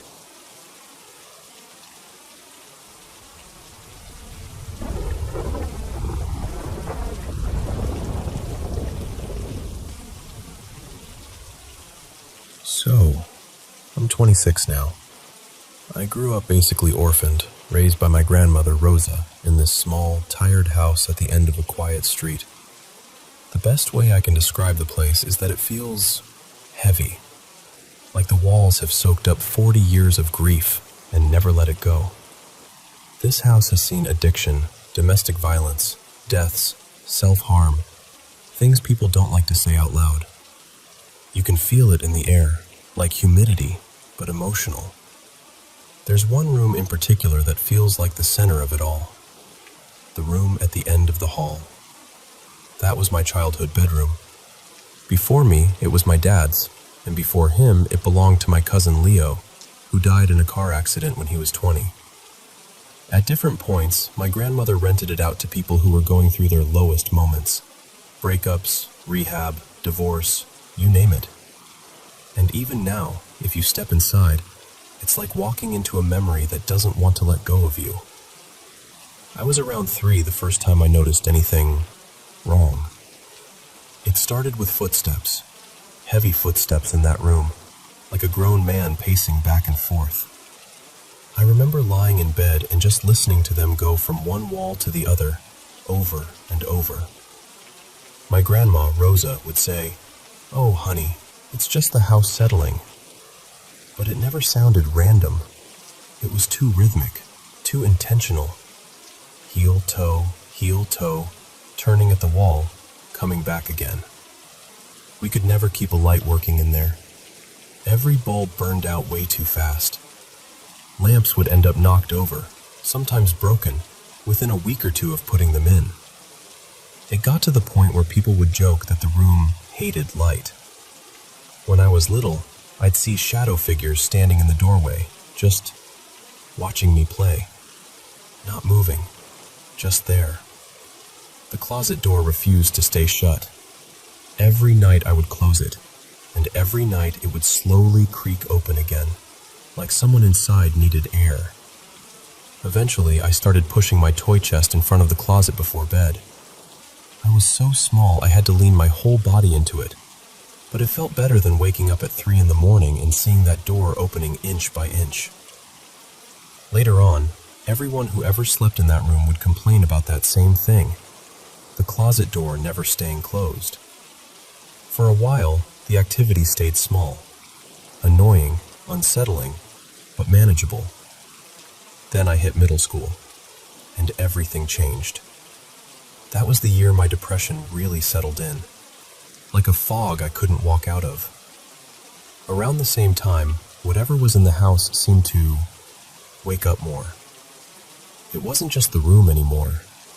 Doors started slamming on their own, even the ones we wedged open with shoes. My grandmother would hear voices calling her name, voices of people who had died, her sister, her husband, her mother. She'd stand in the hallway and say, "Did you just call me?" And I'd be in another room like, "No, Nana, that wasn't me." Sometimes, when I cried myself to sleep, I'd feel a hand holding mine, or a gentle pressure rubbing my back in slow circles. I grew up believing it was my dead relatives, staying close. It comforted me, honestly. I felt protected. But when I got to high school, my belief started to shift. Everyone who stayed over heard those footsteps at some point. We'd all look at each other like, "You heard that too, right?" But then, the voices of the dead stopped being the only voices my grandmother was hearing. When I was about 15, I started spending less and less time at home, staying with friends, finding excuses to be anywhere but that house. But my voice, apparently, didn't always leave with me. My grandmother would be alone in the living room, and she'd hear me calling her from the other side of the house. Clear as day. My tone, my cadence, calling Nana or Grandma from the room at the end of the hall. The first time she told me that, I felt this chill go through my whole body. She said the moment she heard my voice when I wasn't home, that's when everything escalated. Light fixtures started falling from the ceiling as we walked underneath them. Not just flickering, dropping. Figures in the dark stopped lurking at the edges and started appearing more often, closer. Footsteps would circle my bed at night, not just passing by, circling. Doors would lock themselves with us still inside. Things would go missing and show up in strange places we knew we hadn't put them. Time got weird too. We'd lose hours without realizing it. We'd look at each other and say, "How is it that late already?" And then I started getting sick. I missed so much school that I had to get my GED instead of a traditional diploma. I was always exhausted, always in pain, and the doctors didn't know what was wrong at first. Eventually, they found out I had a serious issue with my kidney, one of several health problems that seemed to burst into existence all at once. I'm not saying the house caused it. Life is complicated and messy, and bodies fail for all kinds of reasons. But the timing was hard to ignore. I can't fully separate what happened to my health from what was happening in that room. So I file it all in the same mental folder, even if I don't have answers. It's been about a decade since the worst of it. These days, honestly, our life in the house is almost boring. We don't rent out that room anymore. That decision alone seemed to calm things down a bit. Every couple of months, my grandmother and I cleanse the room, burning herbs, praying, opening windows, speaking out loud that anything negative has to leave. It's become part of our routine, like spring cleaning, but spiritual. I still see the occasional shadow person. Something will vanish from a table and show up a week later in a drawer no one uses. When that starts happening more often, we just look at each other and go, "Okay, I guess it's time to cleanse again." The last time we did it was this past summer. I'd taken a friend, Maya, to see the room. She's into paranormal stuff and kept asking about it, so I finally said, "Okay, come see it for yourself." We stepped inside, and I was kind of narrating the history of the room, trying to keep things light. She brushed her hand against the wall near the closet. A few minutes later, she said, "Ow," and pulled her hand back. There were 3 long, red scratches down her forearm. Not deep, but clearly there. No nails, no splinters, nothing around her that could have done it by accident. That was the first time someone was physically hurt by whatever is in that room. And since then, it's been quiet. Quieter than I'm used to, actually. I don't know if it was a one-time thing or a warning or just some strange fluke I'll never understand. Part of me is scared it was the beginning of something.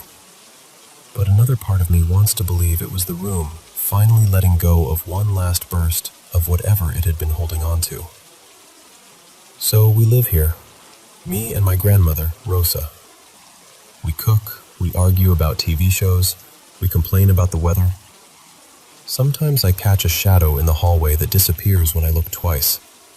Sometimes an old floorboard creaks in that familiar, measured rhythm. And I think, maybe the house is still haunted. Maybe we are too. But for now, at least, we're learning how to live with it.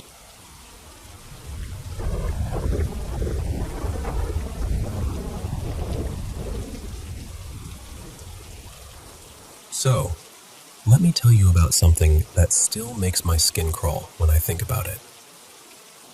Back when I was doing my master's degree in the Netherlands, I was renting this tiny attic room in a really old canal house. The building was actually listed as a historical monument, with the little plaque by the front door and everything. I always thought that was kind of cool, like, wow, I'm living in history. I've never been the type to jump to paranormal explanations. I'm pretty rational.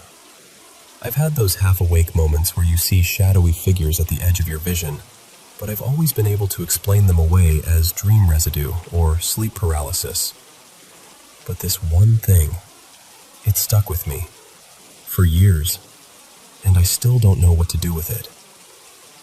So, in this house, I lived at the very top, up this steep, narrow staircase, typical Dutch stairs that are more like a ladder than stairs. Up there were just 2 rooms, mine and my roommate's. The bathroom, annoyingly, was on the floor below. So every night before bed, I had to go down that short flight of steps to use the bathroom. I've always had trouble sleeping, insomnia stuff, and part of my getting ready for bed ritual is that I have to use the bathroom right before I try to sleep. If I don't, my brain just won't let it go. Anyway, one night, it's around 3 a.m. I'm in the bathroom, sitting there, basically half asleep. And just as I'm about to stand up, I hear someone whistling. It wasn't loud. It was this soft, casual whistling, like someone absent-mindedly whistling a tune while doing something else. But it was clear. Not like a distant sound, not like something muffled through walls, just there. I froze. At first I thought, oh, maybe someone left a TV on, or they're watching something on their laptop. On that floor, there were 3 other rooms, so it wasn't a crazy idea. The tune didn't sound familiar, just a simple little melody, a few notes looping, like whoever it was wasn't really thinking about it. The next day at breakfast, I asked my housemates, super casual, like, hey, were any of you awake around 3 last night? I thought I heard someone watching something or whistling. They all kind of frowned and shook their heads. One of them, my roommate upstairs, let's call her Lena, said, no, I was knocked out by midnight. Why? I told them I'd heard something, but I didn't make a big deal out of it. I just thought, okay, maybe I misheard something. Old houses make weird sounds. Pipes, wind, whatever. I tried to forget about it. The next night, though, it happened again. Same thing. I couldn't sleep. Finally dragged myself out of bed, went down to the bathroom. It was sometime between 2:30 and 3 a.m. I remember it being very quiet. No traffic, no voices, just that heavy nighttime silence you get in old buildings. I'm in there, finishing up, and then the whistling. Same kind of tune, soft, slow, almost bored sounding. But this time, the moment I heard it, my whole body went cold. You know that feeling when every instinct you have suddenly goes, something is wrong? What scared me wasn't just the sound itself, it was where it felt like it was coming from. It didn't feel like it was coming through a wall or from another room. It felt close, like someone was standing just outside the bathroom door, or even right behind me.